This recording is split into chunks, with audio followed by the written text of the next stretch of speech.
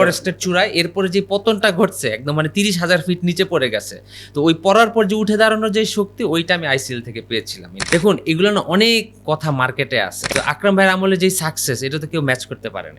Share market না যে আপনার এখনই রেট ডিসিশন না দিলে এখনই রেট কমে যাবে, এখনই রেট বেড়ে যাবে। আমি মনে করি বাংলাদেশ ক্রিকেটের স্ট্রাকচার হওয়া উচিত ইন্ডিয়ার মতো। আর সাকিব লেভেলটা একটু অন্যরকম, মানে একসাথে এত কিছু কেমনে হয়।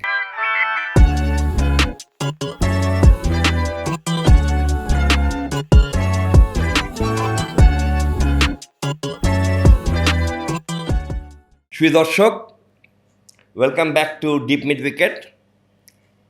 আজকে আমরা যার সাথে বসবো তার একাধিক পরিচয় আছে। বাংলাদেশের ক্রিকেট তখনও বিশ্ব ক্রিকেট শক্তিদের সাথে চোখে চোখ রেখে কথা বলতে পারেন নাই। ঠিক তেমনই এক সময় তিনি এসে অস্ট্রেলিয়ার মতো দলের বিরুদ্ধে টেস্টে সেঞ্চুরি করেন। শুধু টেস্টে সেঞ্চুরি করে ক্ষান্ত থাকেননি, পরবর্তীতে 5-5টা ওডিআই সেঞ্চুরিও তার আছে। এবং মজার বিষয় হলো, তিনি একটি মাত্র টি-20 ম্যাচ খেলেছেন এবং সেটিও তো বাংলাদেশ দলের অধিনায়কত্ব করেছেন।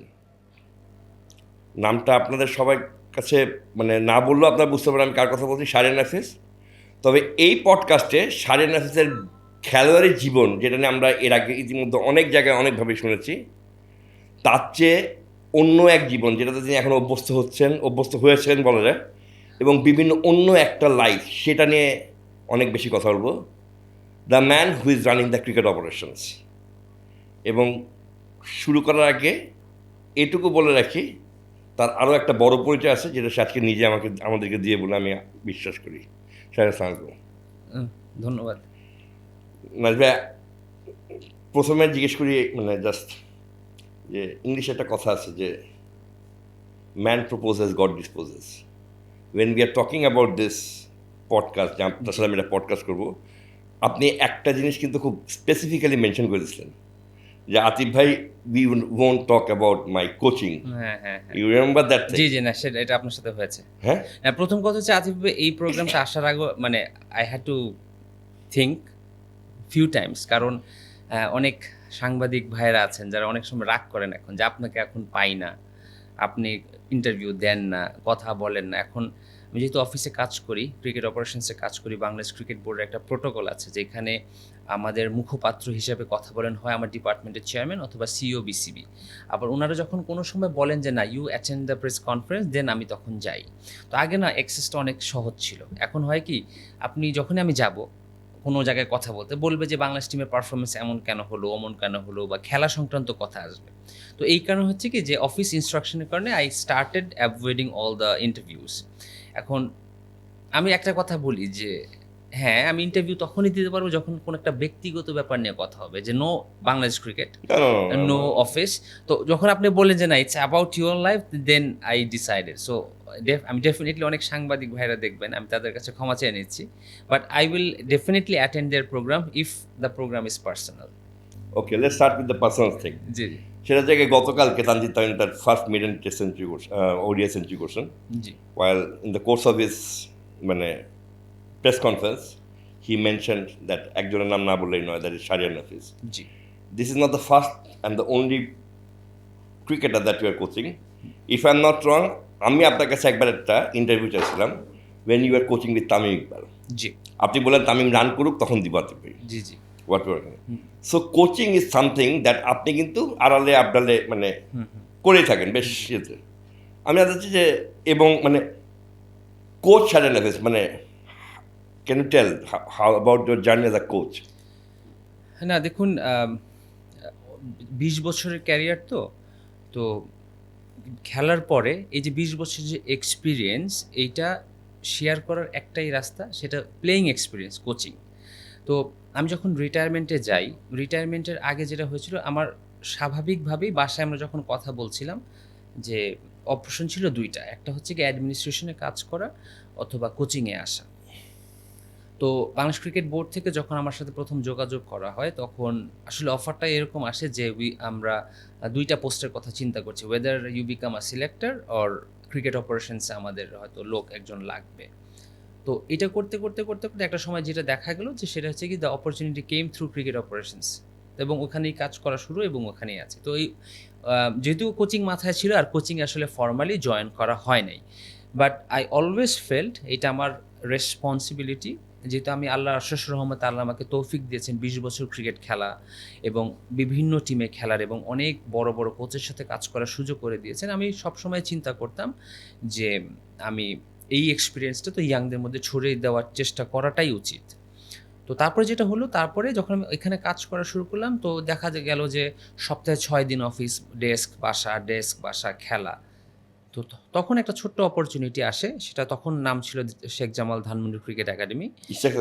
হ্যাঁ, এখন ধানমন্ডি ক্রিকেট একাডেমি যেটা আছে, তো ওইখানে বাচ্চাদের সাথে কোচিং করার সুযোগ, মানে এটার আরেকটা রিজন আছে যে আমার ছেলেও যে টুকটাক মানে খেলার চেষ্টা করতেছিল তখন, তো বাচ্চাদের সাথে কোচিং করার একটা অপরচুনিটি। তখন আমি এটা চিন্তা করি যে না, আমি এই অপরচুনিটিটা নিব, কারণ কি সপ্তাহে 1 দিন, মাসে 4 দিন, কিন্তু এইটা আমাকে অফিস থেকে অন্যদিকে মানে ধরতে পারে রিল্যাক্সেশন আর কি, মানে থাকে না যে গেট আউট অফ এভরিথিং।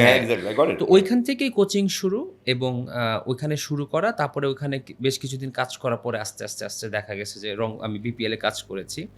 তো এখন যে কোচিংটা আসলে করি, it's more of a mentorship, because আমি যেহেতু ফুল টাইম অফিস করি, ফুল টাইম সময় দেওয়া হয় না। তো আমার যে বাচ্চাগুলো আছে একাডেমির বাচ্চা, ওদের তো আমি সপ্তাহে 4 দিন কাজ করি, আর সেভারাল প্লেয়ার্স আছে যাদের সাথে আমি ওয়ান অন ওয়ান কাজ করি।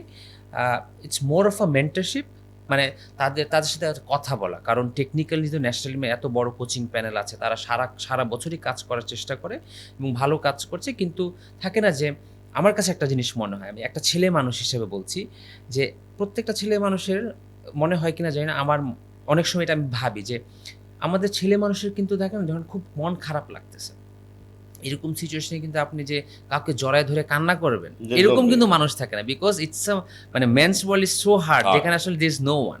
সো আমি মনে করি you need someone whom we can talk to, আপনার সমস্যা হচ্ছে বা ডিসকাস করতে পারেন।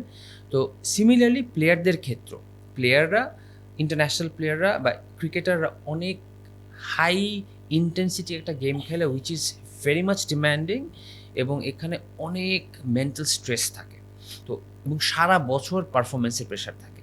ওই সিচুয়েশনে আমার কাছে মনে হয়েছে যদি এমন কোনো পার্সন থাকে যার সাথে আমি আসলে কথা বলে শেয়ার করে নির্ভর হতে পারি, তাহলে তার জন্য সহজ হয়। So I try to be in that role, because আমি যেহেতু অফিসেই সারাক্ষণ থাকি এবং প্লেয়ারদের সাথেই কাজ করা হয়, তো আমি চেষ্টা করি যদি কোনো প্লেয়ার যদি আমার সাথে কোনো ব্যাপারে কথা বলে, আই ট্রাই টু লিসেন এবং আমার এক্সপিরিয়েন্সটা ওর সাথে শেয়ার করার চেষ্টা করি। সো কোচিং একটা হচ্ছে গিয়ে ফুল টাইম, যে আপনি দেখছেন সারাক্ষণ তাকে ট্র্যাক করছেন, ব্যাটিং দেখছেন। I do more of a mentorship. এখন কিছু প্লেয়ারের ক্ষেত্রে মেন্টরশিপ শুধু থাকে, কিছু প্লেয়ারের ক্ষেত্রে মেন্টরশিপ অ্যান্ড কোচিং এর দিকে টার্ন নিয়েছে আর কি। মানে if I'm not wrong, some of your players are playing the age level. G G. How satisfying is that? মানে এটা আমার খুব ভালো লাগে কি, কারণ বাচ্চাদের কোচিং এর ডাইমেনশনটা টোটালি ডিফারেন্ট, মানে ওদের ওয়ার্ল্ড ইজ সো এক্সাইটিং এবং এত পসিবিলিটি আমি দেখি। আমি গত 3-4 বছর ধরে কনসিস্টেন্টলি আমার একাডেমির আমার আন্ডারের এরকম 40 থেকে 45টা বাচ্চা এজ লেভেলে বিভিন্ন 14, 16, 18 বিভিন্ন লেভেলে খেলছে। এর তো খুব ভালো লাগে তারা যখন পারফর্ম করে, এটা তো ভালো লাগে। বাট আমার কাছে কোচিংয়ের সবচেয়ে বড় যেই অ্যাওয়ার্ডটা লাগে সেটা হচ্ছে ওর সাথে আমি কোনো কিছু একটা ডিসকাস করলাম, তারপরে সেই কাজটা করলো, তারপরে যেই হাসিটা দেয়, you can't buy that smile, মানে that's unparalleled. Do you feel যে এই যে মেন্টরশিপের যে কথাটা বললেন, মানে this coaching with Dhanmondi academy at the present, it helps you in a big way when you are mentoring someone, because you are মানে you are handling মানে খুব র মাইন্ডসেট হ্যান্ডেল করছেন, so you understand the emotions, what emotions that বাচ্চারা going through. So when you are handling a bigger boy, মানে say it can help you understand that this might be one of the way he's thinking about it. 100% আমি মনে করি যে আমি তো full time coach না, আমি যতটুকু কোচিং করি, আমি যা শিখেছি এটা অবশ্যই আমার যারা কোচ ছিলেন, ওয়াহিদুল গনি স্যার, তারপরে আপনার রিচার্ড ম্যাকেন্সের কথা বলতে হবে, নাজমুল আবিদিন ফাহিম স্যার ছিলেন, ন্যাশনাল টিমে যারা কোচিং করেছেন ড্যাভ ওয়াটমোর, সালাউদ্দিন স্যার, তারপরে এসেছে জিএমএ সিডিলস। আমি তো অনেক কোচের আন্ডারে বিভিন্ন সময় খেলেছি, ছোটোবেলায় ম্যালকম পেরেরা, কার্লটন বার্নার্ডাস, ওনাদের কাছ থেকে তো শিখেছি। But how to do coaching, এইটা আমি 2টা জায়গার থেকে শিখেছি। একটা হচ্ছে কি এই বাচ্চাদের সাথে কাজ করতে করতে, কারণ বাচ্চারা একটা বাচ্চা এক রকম, এক ধরনের কোয়েশ্চেন, এক ধরনের তাদের রিসিভিং পাওয়ার।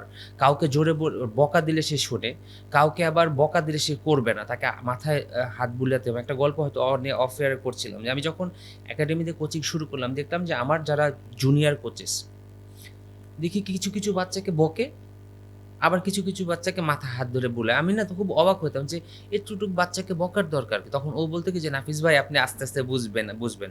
পরে বুঝতে পেরেছি যে একটা বাচ্চাকে হয়তো বকলেই ও শিখবে।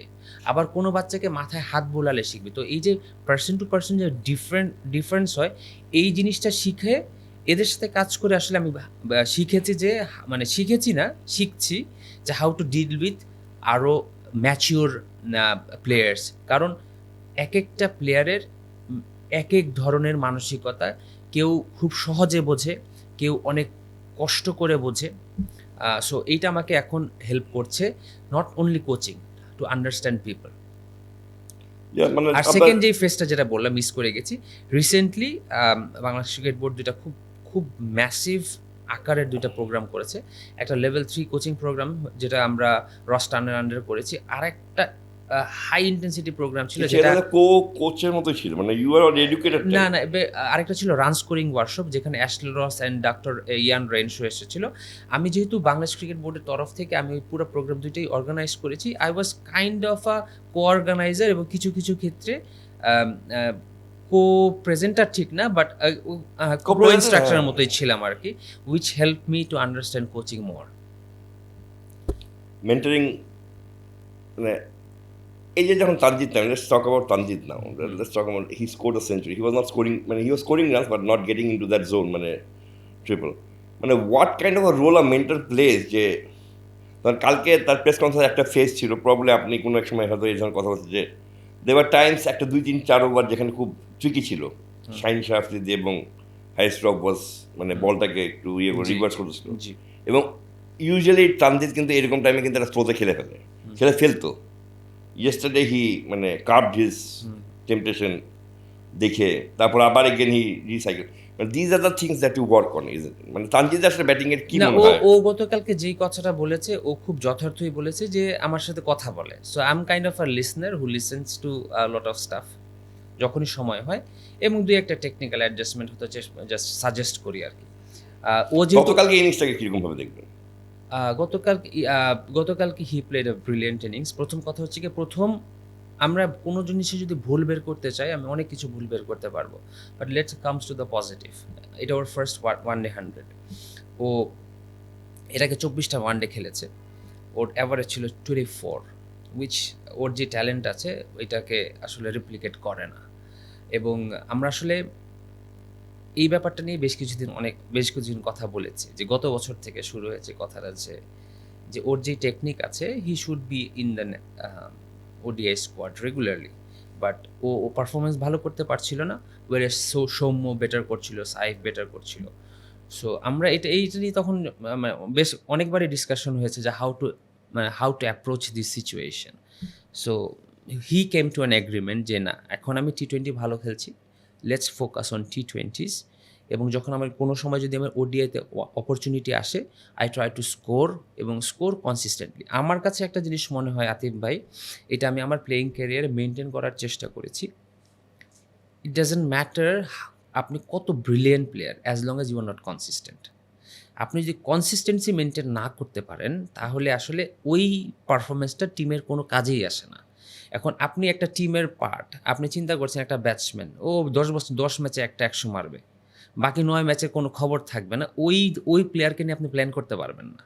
কিন্তু আপনি যদি কনসিস্টেন্টলি আপনি রান দিতে থাকেন টিমকে, হুইচ আপনাকে নিয়ে প্ল্যানও করতে পারবে, এবং দেখা যাবে যে আপনি একটা টিমের জন্য অ্যাসেট হয়ে দাঁড়িয়েছেন।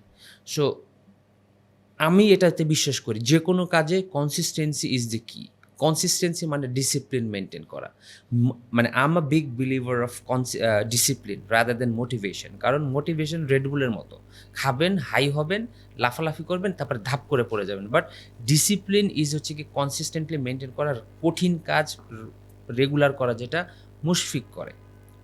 মানে বলে না যে মুশফিক কিন্তু রিসেন্টলি একটা পডকাস্টে বলছে যে আমি খুব বোরিং পার্সন, আমি প্রতিদিন সকালবেলা 6টার সময় উঠে দৌড়াতে আসি, ব্যাটিং করি।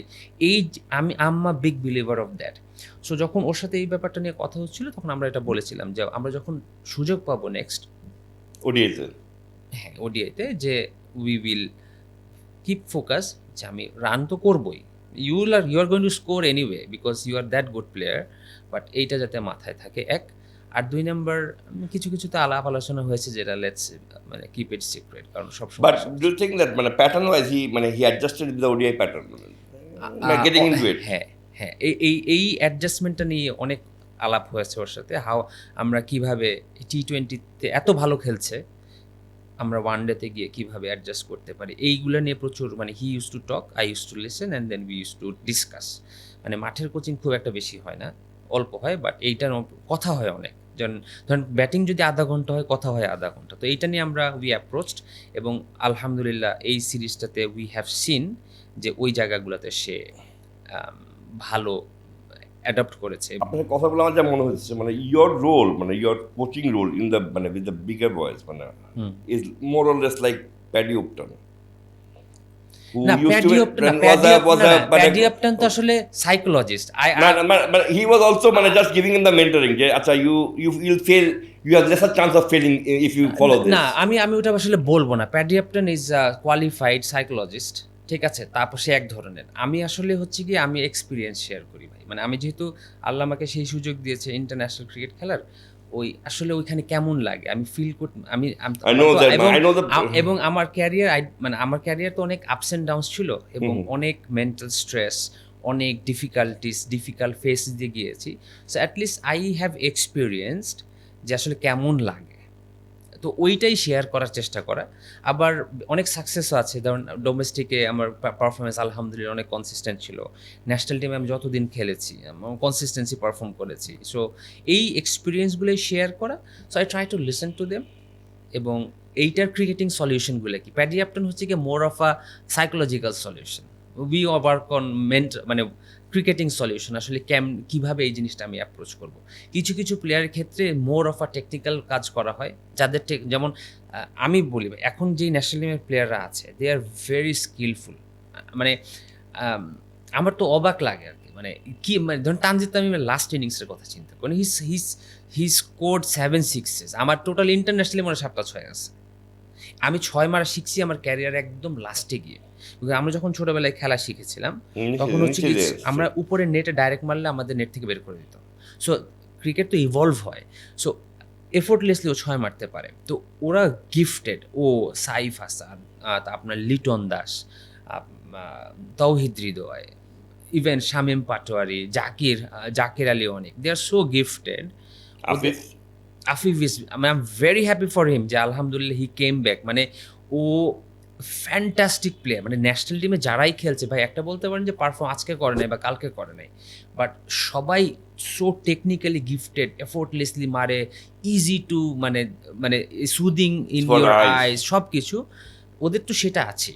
সো এইটার সাথেই যদি প্র্যাকটিক্যাল এক্সপিরিয়েন্সটা শেয়ার করা যায়, এই চেষ্টা করি যে সো দ্যাট ওদের যদি কোনো কোয়েশ্চেন থাকে ওইটা জাস্ট অ্যান্সার করা। আর যাদের টেকনিক্যাল ইস্যুস থাকে তাদের সাথে কিছু টেকনিক্যাল ইস্যু নিয়ে কাজ করা হয়। এবং এই লেভেলে না খুব বড় কিছু লাগে না, এই ব্যাটে সবাই ব্যাট ধরতে পারে, সবাই সব শট খেলতে পারে। স্লাইট অ্যাডজাস্টমেন্টগুলো আমরা চেষ্টা করি। এখন বলতে পারেন যে তাহলে ন্যাশনাল টিমের কোচিং প্যানেলের কাজ কি, তারাই মূল কাজটা করে। না, এখানে প্রশ্ন আছে, সেটা হচ্ছে যে why this player comes to you, মানে there is a, আমি if I'm not wrong, মানে আমি ক্রিকেট খেলছি নিজেও, আর ক্রিকেটের কোচিংয়ের একটা বড় জিনিস হচ্ছে গিয়ে ট্রাস্ট, যে if I go to him he can make a way out for me.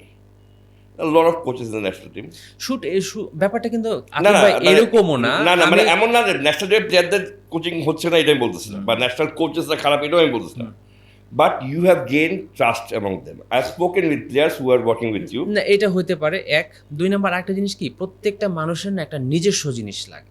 মানে ধরেন আমি যখন একটা টিম এনভায়রনমেন্টে থাকি, টিম তো টিম, বাট এর মধ্যে আমার নিজের কিছু লাগবে যে আমি এই জিনিসটা আমার। হ্যাঁ, ধরেন আমি যখন আন্ডার 19-এ খেলতাম, আন্ডার 19 যখন খেলতাম তখন রিচার্ড ম্যাকিনসের আন্ডারে কাজ করতাম, তখন মনে হচ্ছে যে না, মানে ও আমার ভরসার জায়গা। হ্যাঁ, মানে এরকম। বা ধরেন আপনি সাকিবের ক্ষেত্রে চিন্তা করেন যে সালাউদ্দিন স্যার, থাকে না যে এরকম পার্সন। বা আমার ক্ষেত্রে ওয়াহিদ স্যার ছিল, মানে ওয়াহিদ স্যার আমি আমার বিপিএল এর বেস্ট বছর ওয়াহিদ স্যার আমার কোচ ছিলেন। উনি কিন্তু আমাকে একদিনও এসে বলেননি আবির এমনি ব্যাটিং করো অমনে ব্যাটিং করো, কিছুই কিন্তু বলেন আছে, বাট পিছনে আছে। কেউ একজন আছে, এই সিকিউরিটিটা মানুষ পছন্দ করে। এখন আপনি যখন টিম এনভায়রনমেন্টে কাজ করবেন, সিকিউরিটি কম। তখন একটা কোচেরও তো পারফরমেন্স প্রেশার থাকে। তারা সারাক্ষণ 15টা 20টা 25টা প্লেয়ার নিয়ে তাদের চিন্তা করতে থাকে। হ্যাঁ, তো ওইখান থেকে আমার কাছে মনে হয় যে একটা ইন্ডিভিজুয়াল প্লেয়ার ওই চাহিদাটা তৈরি হয়। এটা কিন্তু ইন্ডিয়াতে সবারই আছে। মানে অভিষেক শর্মা সমস্যা হলে কিন্তু সে কিন্তু ন্যাশনাল টিমে গৌতম গম্ভীরের সাথে কাজ করতেছে, তারপরে যুবরাজের সমস্যা হলে কাছে কিন্তু ইউবরাজের কাছে যায়।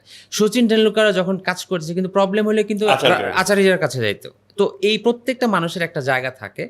তো আমি মনে করি কি, এই আপনি যার কাছেই কিছু শিখবেন না কেন, এই ট্রাস্ট, ওই মানুষটাকে আপনার ট্রাস্টওয়ার্দি হইতে হবে। মানে ওই আপনি যখন কোচিং, মানে আপনি মেন্টরশিপে যখন চলে যাবেন, ওইখানে যে ডাক্তার আর উকিলের কাছে যেমন কোনো কিছু লুকাইতে হয় না, ওইরকম আপনার তার কাছেও কোনো কিছু লুকাইতে হয় না। ওই ট্রাস্টটা খুবই জরুরি। এবং আই এম ভেরি গ্ল্যাড যে যারা কাজ করছে তারা মনে হয়তো ওই জায়গাটা আমি হয়তো তাদের ট্রাস্ট অর্জন করতে পেরেছি। তানজিদ এমনি একটা কথা বলতেছিলেন যে ওর যে এবিলিটি, তাতে তার মানে and his average did not really matches. মানে ফ্রম এ ওন পার্সপেক্টিভ, মানে from a own life, do you feel that you have done justice to your ability? না, আমার মনে হয় যে আমার এখনো যেই স্ট্যাট রিফ্লেক্ট করে মানে the way you started, the way you. না, ডেফিনেটলি আমি আল্লাহর অশেষ রহমতে যে আমি ন্যাশনাল টিমে খেলতে পেরেছি, যতটুকু খেলতে পেরেছি আই এম ভেরি হ্যাপি যে আলহামদুলিল্লাহ খেলতে পেরেছি। বাট আমি যেভাবে আমার শুরু হয়েছিল, অবশ্যই আমি সেভাবে শেষ করতে পারি নাই, এবং আমার ওভারঅল অ্যাচিভমেন্ট আরও অনেক বেটার হইতে পারত। এটা নিয়ে আমার কোনো দুঃখবোধ নাই, বিকজ আমি তকদিরে বিশ্বাস করি, আল্লাহর প্রদত্ত রিজিকে বিশ্বাস করি। কিন্তু আপনি যদি ওইভাবে হিসাব করেন যেভাবে শুরু হয়েছিল, definitely I haven't done justice to my career.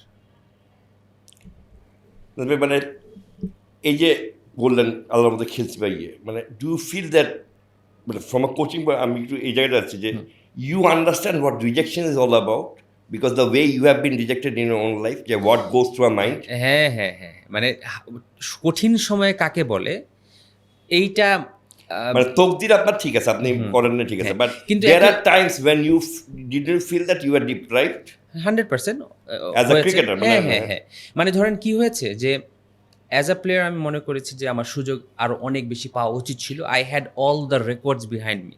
মানে ডোমেস্টিকে আমি যখন ন্যাশনাল মিতে বাদ পড়ি 14 সালে 13 সালে, এরপরে প্রতি বছর ডোমেস্টিকে আপনি 19 সাল পর্যন্ত ঘাটবেন, national league, BCL, premier league, BPL, কোথাও না কোথাও আমি কোনো না কোনো টুর্নামেন্টের টপ 5, সব টুর্নামেন্ট টপ 5-এর মধ্যে ছিলাম।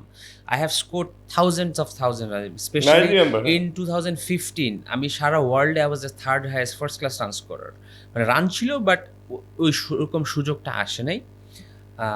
যেটা বলছিলাম যে কঠিন সময়ে কাকে বলে, এটা আসলে আল্লাহ তাআলা আমাকে দেখিয়েছে, এবং আমি মনে করি যে that has made me a better person, that has made me a better mentor, maybe, yes.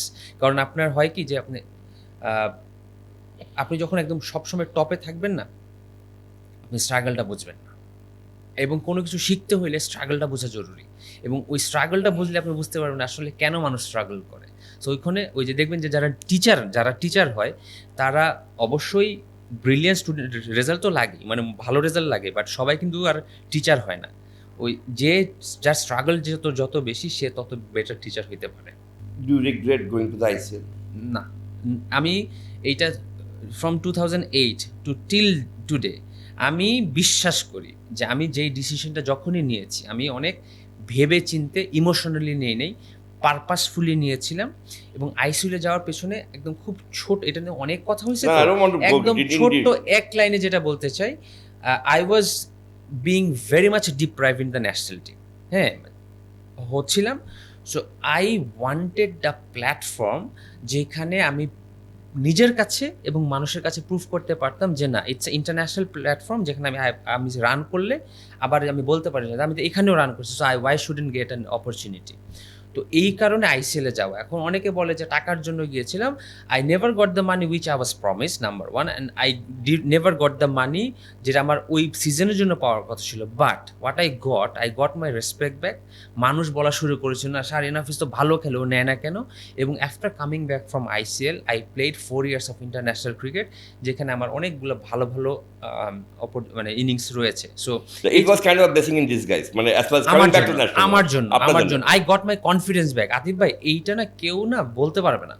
আপনি যদি বাইরের থেকে দেখেন যে ওই সময় চলে গেছে, ওই সময় ন্যাশনাল টিমের ক্যাপ্টেন হইতে পারতো, হে হইতো সে হইতো, কিন্তু I know what I achieve from ICL. Self respect এবং সেলফ বিলিভ যেটা আমার হারাই গেছিল অলমোস্ট। বিকজ আপনি দেখেন যে 2006 এই যে যখন হারা যায় এই সেলফ বিলিভটা, মানে প্লেয়ার্স গেট ইনটু উইল্ডারনেস, মানে they just don't find anything. আপনি দেখবেন অনেক ট্যালেন্ট এভাবেই নষ্ট হয়, because they don't know how to do with that talent. এবং খারাপ টাইমে ওই জিনিসটা তারা হ্যাঁ, আইসিএলে যখন গেল, মানে হ্যাঁ যখন হারা যাচ্ছিল তখন, মানে যখন এই অপশনটা আসলো, then that was one way of getting back that. না, কারণ কি ওই সময় তো আইসিএল তো বাংলাদেশ ক্রিকেট বোর্ড নিষিদ্ধ করেনি। আমরা যাওয়ার পরে উই ওয়ার ব্যান্ড। এবং আই গেস বাংলাদেশ ক্রিকেট বোর্ডের যে পজিশন ছিল উইচ ওয়াজ রাইট। আমি এটা নিয়ে লিপু ভাইরা ছিল, এখনো অনেক কথা হয়, হাসাহাসি করে কথা হয়। এক গেল, তারপরে হচ্ছে কি ওইখানে যাওয়ার পর অনেক বড় বড় প্লেয়ার খেলেছে। হ্যাঁ, ওইখানে খেলার পর যখন I scored, then I started believe যে না, this is where I belong. হ্যাঁ, আমি রান করতেছি, ভালো জায়গায় আমি রান করতে পারি, কোনো সমস্যা নেই। So when I go back ইনশাল্লাহ আমি আবার রান করতে পারবো। সো এই বিলিফটা আমি পেয়েছি। কারণ কি অনেক সময় আমাদের দেশে ডোমেস্টিকের পারফরমেন্সটাকে কিন্তু খুব বেশি গুরুত্ব দিয়ে দেখা হয় না, যে ডোমেস্টিকে রান করছে। বাট ওই যে একটা প্ল্যাটফর্ম তো আপনার লাগবে। আর ওই সময় কিন্তু দেখবেন এ টিমের খেলা অত বেশি ছিল না। সো ওইখানে যাওয়ার পর যখন আমি রান করেছি তখন I got my believe back. কারণ কি আমার ব্যাপার হচ্ছে 2007 পর্যন্ত আই ওয়াজ মানে একদম এভারেস্টের চূড়ায়। এরপরে যে পতনটা ঘটছে একদম মানে 30,000 ফিট নিচে পড়ে গেছে। তো ওই পড়ার পর যে উঠে দাঁড়ানোর যে শক্তি, ওইটা আমি আইসিএল থেকে পেয়েছিলাম ইনফ্যাক্ট। আপনার প্লেইং ক্যারিয়ারের লাস্ট মানে প্রশ্ন আমার, সেটা পৃথিবীতে আমি দেখছি যে অনেক সময় সম্পর্ক, মানে পারিবারিক সম্পর্ক মানুষকে অনেক দূর নিয়ে যায়। তবে আপনার ক্ষেত্রে কিন্তু ব্যাপারটা সেরকম ছিল আমার না। ক্ষেত্রে আমার ক্ষেত্রে এটা আমি আমার মানে ভাইকে আমি হ্যাঁ সব সময় বলি যে ফারুক ভাই, আপনি ফারুক ভাই ভাই না হলে you would have been a better place career wise. 100%। মানে ফারুক ভাইয়ের কি, মানে আর আপনার ব্যাপারে ফারুক ভাই মনে হয় যে ওকে কিছু দিলে মনে হয় মানুষ কথা বলবে। আচ্ছা, আপনি এটা বাদ দেন। এখন তো অফিসে কাজ করি না, মানুষের জন্য ঘন্টার পর ঘন্টা বরাদ্দ থাকে, আমার জন্য 2 মিনিটও থাকে না। ফোন দিলে পরে 2 মিনিটে শেষ করবার কথা, বা কোনো একটা কাজ নিয়ে গেলে 2 মিনিটে শেষ করে তাড়াতাড়ি যা। মানে ব্যাপারটা এরকম। সো মানে আই অ্যাডমায়ার দ্যাট। বাট ওই সম্পর্ক আমার ক্যারিয়ারে আমার কোনো বেনিফিট তো আসেই নাই। ইট ওয়াজ কাইন্ড অফ হ্যাম্পার, যে ওকে কিছু দিলে মানুষে কি বলবে। ফারুক ভাই এই জিনিসটা অনেক বেশি কাজ করছে। বাট একটা জিনিস কি আতিফ ভাই, যেমন আমরা এখন কত হাসি হাসি এই কথাগুলো বলতেছি না, একটা সময় কিন্তু এই জিনিসগুলো অনেক প্রেশারের ছিল, খারাপ লাগার ছিল। বাট এখন মনে হয় যে it's fine, life is fine, মাশাআল্লাহ। এবং এটা কোনো ফেক না, যে আমরা অনেক সময় বলি না যে যেমন ছোটবেলায় যখন ম্যাট্রিক ইন্টারমিডিয়েট পরীক্ষা দিতাম, আমরা এই পত্রিকায় দেখতাম যে যারা ফার্স্ট সেকেন্ড থার্ড হয়েছে তারা বলে যে আমার কোনো গৃহশিক্ষক ছিল না। কিন্তু এটা একটা চরম মিথ্যা কথা। সিমিলারলি মানে আমার আল্লাহর কসম করে বলছি যে রমজান মাসে আমার এগুলো নিয়ে কোনো দুঃখ নেই। না দুঃখ না, আমি ফারুক ভাইয়ের সাথে দেখবে কথা বলতে দেখবে ফারুক না ওরে নিলে বুঝোস না ব্যাপারটা। হ্যাঁ, মনে মধ্যে একটা মেবি হি ওয়াজ এক্সট্রা কশাস। হ্যাঁ, এক্সট্রা কশাস অ্যাবাউট ইউ, যে ওকে দিলে মানে এখনো তাই ওই যে 2 মিনিট বেশি কথা বললে মনে হয় মানুষ কথা বলবে, এরকম একটা ফিলিংস। সো একদম কাজের কথা ছাড়া হয় না। মানে যেই কারণেই পডকাস্টটা ডিজাইন করা আর কি, let's get into that zone. জি সেটা হচ্ছে cricket operations. From being an ex captain, বিভিন্ন সময় বিভিন্ন জায়গায় কাজ করছেন, now you turn your total focus on cricket operations, Bangladesh cricket board cricket operations, the most lucrative committee BCB. How that feel and what made you come into cricket operations? যেটা বললাম যে 2021 সালে ওই যে দিল আপনাকে যে অপশন, 2020 সালে যেটা হইলো, 2020 সালে একসাথে কোভিডের জন্য খেলা বন্ধ হয়ে গেল। হ্যাঁ, তো ওই সময় 2019 বা 20 সালে আই কেম টু আন্ডারস্ট্যান্ড যে আমি যেই লক্ষ্যে ক্রিকেট খেলছি সেইটা আসলে মনে হয় আর অ্যাচিভ হবে না। My target was to come back to the national team, play regularly. But 19 সালের লাস্টের দিকে এসে বোঝা গেছে যে না, মনে হয় আর হচ্ছে না।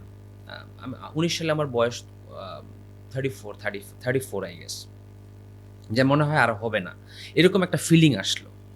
আর বাসায় একটা কথা আমার ওয়াইফ সবসময় আমার সাথে বলতো যে before cricket leaves you, you have to make a decision. মানে এমন যাতে না হয় যে তুমি ধুকে ধুকে খেলতেছো, because we have all seen your stardom. এবং আল্লাহর রহমতে এখনো যখন রাস্তা দিয়ে যাই বা একসাথে না মানুষ, মানে আমি খুব, এটা আমার লাইফের সবচেয়ে বড় পাওয়া আতিফ ভাই, যে রান, টাকা পয়সা, এইগুলোর চেয়ে না, এই যে রাস্তা দিয়ে গেল নাফিস ভাই একটা ছবি তুলি, এই ফিলিংটা আসলে কোনো কিছুভাবে আমি বুঝাইতে পারবো না। তো ওই সিচুয়েশনটা যখন হইলো, তখন কোভিডের জন্য খেলা বন্ধ হয়ে গেল। তখন আই স্টার্টেড থিঙ্কিং যে আমি যদি বাংলাদেশ ক্রিকেট বোর্ড থেকে একটা ডিসেন্ট প্রপোজাল পাই, তাহলে আমি এটা কনসিডার করব। তারপর হঠাৎ করে এরকম কথা আসলো যে সিলেক্টর নিবে। তো সিলেক্টর নিবে, তখন রাজভাই এবং আমাকে নিয়ে কথা হলো। তো শেষে বোর্ড ডিসাইড করলো রাজভাইকে তার সিলেক্টর হিসাবে নিবে। ঠিক ওইরকম সিচুয়েশনে ক্রিকেট বোর্ড থেকেই প্রপোজাল করা হলো যে আমার তখন সাব্বির ভাই ক্রিকেট অপারেশনস ম্যানেজার, উনি ক্রিকেট অপারেশনস ম্যানেজারও ছিলেন, আবার উনি বাংলাদেশ ন্যাশনাল টিমের টিম ম্যানেজারও ছিলেন। তো ওই সময় মনে একটা এরকম বোর্ডে কথা হচ্ছিল যে সাব্বির ভাইকে ওনারা পার্মানেন্টলি 2 বছরের জন্য টিম ম্যানেজার হিসাবে করে দিবেন, তো অপারেশনস একজন মানুষ লাগবে। তো তখন আমাকে অপারেশনস থেকে মানে বাংলাদেশ ক্রিকেট বোর্ড থেকে এরকম বলা হলো, আকরাম ভাই তখন চেয়ারম্যান, বলা হয় যে তুমি কি ইন্টারেস্টেড হবা কিনা। তখন আমি বলছি যে হ্যাঁ, আমি ইন্টারেস্টেড, বিকজ আমি মনে করি যে আই হ্যাভ প্লেড ইনাফ, আমি খেলা ছেড়ে দিব, আর আমি করতে রাজি আছি। তো তারপরেই আসলে ক্রিকেট অপারেশনস কাজ শুরু করা। তখন আসলে ক্রিকেট, মানে আমি যেটা এইটা এই উদাহরণটা সবাইকে দিই, আমার কলিগ সেলিম ভাই আছেন, মানে he has taught me a lot of staff. Really? হ্যাঁ, সেলিম ভাই, মানে আমি বললাম বাংলাদেশ ক্রিকেট বোর্ডে আগেই এই কথাটা, মানে এটা পরে বলার কথা, এখনই বলেছি, I am grateful to each and every person in Bangladesh cricket board. I have learned stuff from the cleaner to the CEO, এবং সবার কোঅপারেশন আমাকে মানে সাহায্য করেছে। কারণ আমি সেলিম ভাইয়ের কাছে এই কথাটা বলি, ওনাকেও এখনও বলি, সেলিম ভাই আগে এসে কত বলতাম একটা টুপি দেন, আপনি দিতেন না, বা বলতেন 2 দিন পরে দিব, হ্যাঁ পরে আপনি তো দিয়ে, আমি তো তারপরে টুপিটা নিয়ে চলে যাইতাম। কিন্তু এই টুপিটা আমার মাথায় আসার আগ পর্যন্ত যে প্রসেস, উই নেভার নিউ যে আসলে কত লম্বা প্রসেস। সো আমি তারপরে তো জয়েন করলাম। জয়েন করার পর হোয়াট আই ডিড, আমি অলমোস্ট 1 বছরের মতো সেলিম ভাইয়ের টেবিলে অফিস করছি। Literally my job is to come to the office, Selim ভাইয়ের টেবিলে বসতাম, উনি আমাকে হাতে ধরে ধরে ABCDEFGHIJ শিখাইতো। আমার পিয়ন যে MLS যে এখন খোকন ভাই অফিস অ্যাটেন্ডেন্ট, উনি রুস্তম ভাই, ওনারা শিখাইতো এইটা এই কাগজ, এইটা এই কাগজ। I use to listen. তা এইটা ওনাদের কাছে শিখেছি, and I got a very good structure from Sabbir ভাই। সাব্বির ভাই স্ট্রাকচারাল কাজ ওয়াজ ফ্যান্টাস্টিক। উনি যেভাবে গুছিয়েছেন, মানে আমি তো এসে একটা রেডিমেড প্রোডাক্ট পেয়ে এটাকে আস্তে আস্তে ডেভেলপ সামনের দিকে নিয়ে যাওয়ার চেষ্টা করছি, বাট সাব্বির ভাইয়ের স্ট্রাকচার, সেলিম ভাইয়ের মেন্টরশিপ এবং সিও স্যারের গাইডেন্স, এই 3টা, এবং অফিসের সবার কোঅপারেশন, এই 4টা has made this place very comfortable for me, এবং I enjoy everyday coming to the office, আলহামদুলিল্লাহ। Do you think that educational background help you lot? অবশ্যই, আমার এডুকেশনাল ব্যাকগ্রাউন্ড যদি না থাকতো তাহলে আমি এই চাকরিটা পেতাম না। মানে I had the degree from Dhaka university, যেইটা আসলে বাংলাদেশ ক্রিকেট বোর্ডকে চিন্তা করতে মানে সাহায্য করেছে যে না ঠিক আছে, হি ইজ দ্য ম্যান। কারণ আপনি যখন একটা অফিস জব করবেন, অফিস জব, তখন এডুকেশন ব্যাকগ্রাউন্ড ইজ মাস্ট, আপনার এটা থাকতেই হবে। সো যখন আমার ওই ব্যাকগ্রাউন্ডটা ছিল, আমার স্কুল কলেজ এবং ইউনিভার্সিটির ব্যাকগ্রাউন্ডটা ছিল, তখন বাংলাদেশ ক্রিকেট বোর্ডের কিন্তু 2বার চিন্তা করতে হয় না যে ওকে নিয়ে নাও। তো সামনে হয়তো অনেকের জন্য 2বার চিন্তা করতে হতে পারে। না, এখন একটা জিনিস কি আতিফ ভাই, মানে ক্রিকেট অ্যাজ এ স্পোর্টস, আপনি এটা স্কিল বেসড স্পোর্টস না। তো আপনি যদি কোচ হন, আপনি যদি সিলেক্টর হন, বা আপনি যদি কমেন্টেটর হন, এইটার জন্য আপনার playing experience is more important than educational background. But when you are handling cricket operations, আপনি যখন you are in an office job, আপনি শুধু ক্রিকেট অপারেশন, ধর আপনি টেন্ডার পারচেসে চাকরি করতেছেন, you must have a graduation. তো অফিসে কাজ করতে হলে, অফিসে ডেস্কের কাজ করতে হলে আপনার ওইটা একটা মানে মাস্ট হ্যাভ কম্পোনেন্ট। সো এবং ওইটা আমাকে ডেফিনেটলি হেল্প করেছে। নাহলে আমার যদি ওই ব্যাকগ্রাউন্ডটা না থাকতো, হয়তো অফিস এই জিনিসটা চিন্তাই করতো না যে ওকে এই কাজটা দিব। ওকে তখন চিন্তা করতো ঠিক আছে কোচিংয়ে যাক, এক্সপিরিয়েন্স ম্যাটার্স, বা সিলেক্টর হোক। এই যে একটা কথা বললেন না যে এই কথা মানে একটু এলাবোরেটলি জানতে চাচ্ছি যে আপনি বললেন একসময় সেলিম ভাইয়ের কাছে আমি টুপি চাইতাম। এখন আপনি একটা প্লেয়ারদের সাথে খেলছেন, এই প্লেয়ারদেরকে আজকে যারা খেলছে তারা কম বেশি সবার সাথে কিন্তু আপনি মোরাললেস, জি জি। তাদের চাওয়াটা how do you handle then? বিকজ তারা কিন্তু সেলিম ভাইয়ের কাছে চাওয়াটা কিন্তু একরকম ভাবে চাওয়া হবে যে সেলিম ভাই একটা টুপি দেন, but when it comes to Shahriar Nafees চাওয়ার স্টাইলটা কিন্তু ডিফারেন্ট হবে। না এখন শারিয়ার আসলে ভাই টুপি দেন না, মানে you got my মানে আমি এই টুপি দেওয়ার গল্পটা কেন বললাম, এইটার পিছনে অনেক বড় একটা গল্প আছে। Because we have seen Bangladesh cricket board grow. আমরা যে সময় ক্রিকেট, আমি সেলিম ভাইরা যেমন, আমি কেন বলি, আমি কিন্তু সেলিম ভাই এবং সিও স্যার এই দুজনের কথা বললাম কেন, বিকজ আই হ্যাভ সিন, ধরুন মানে I am talking about my CEO, I have seen him from day one. মানে আমি তখন ছোটবেলা একদম ছোট, তো উনি অফিস তখন বঙ্গবন্ধুতে জয়েন করেছিলেন, আমি তখন মাঠে খেলা দেখতে যাইতাম। ওনারা যেভাবে ক্রিকেটটাকে ধরে আজকে এই জায়গাটা নিয়ে এসেছেন, বাংলাদেশ ক্রিকেট বোর্ডের মানে পথ চালা আমার চোখে দেখা, from no way to a massive organisation at this moment নাও।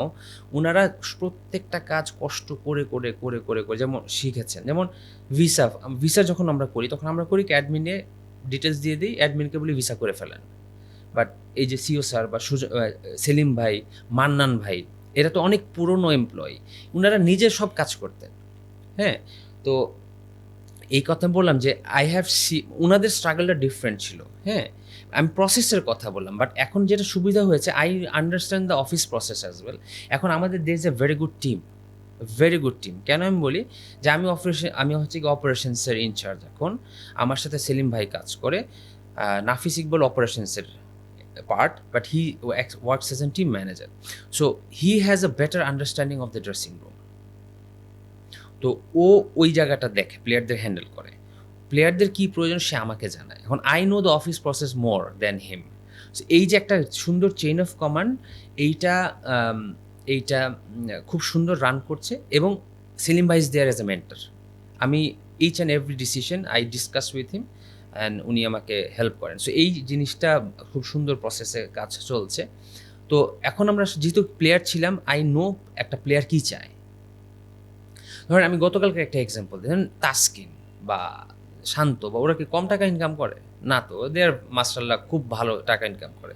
কিন্তু এই যে দেখেন যে গতকালকে একটা বক্সের মধ্যে একটা পাঞ্জাবি, একটা সেলার কামিজ আর একটু chocolate, they were so excited. এই যে ছোট ছোট জিনিস, এই জিনিসগুলো যেহেতু প্লেয়ার, ওই জিনিসগুলো বুঝতে পারি। আবার অফিস প্রসেসটা এই কম্বিনেশনটা করার চেষ্টা করি, which helps us to work মোর।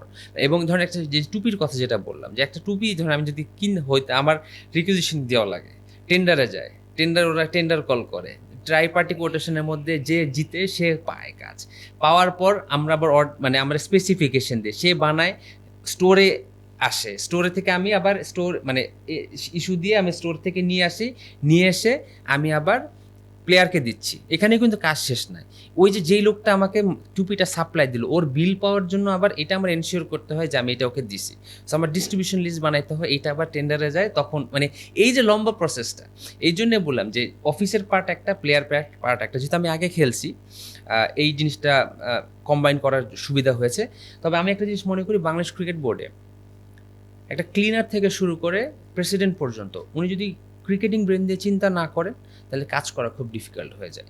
এখন কথার কথা কি, যে ধরেন ফ্লোরে পানি পড়ে আছে, মানে ক্লিনার যদি চিন্তা করে যে পানিটা মুছা দিই, কারণ এখানে তো স্পাইক স্লিপ করতে পারে, তাহলে একরকম। আর সে যদি চিন্তা করে আরে পানি তো থাক, সমস্যা নেই, তাহলে দেখবেন ওখানে কিন্তু স্লিপ করার একটা মানে সম্ভাবনা আছে। সো যেহেতু প্লেয়ার ছিলাম, এই প্লেয়ারদের মনে কি চায় বা কিরকম, এটা বোঝার চেষ্টা সহজ হয়।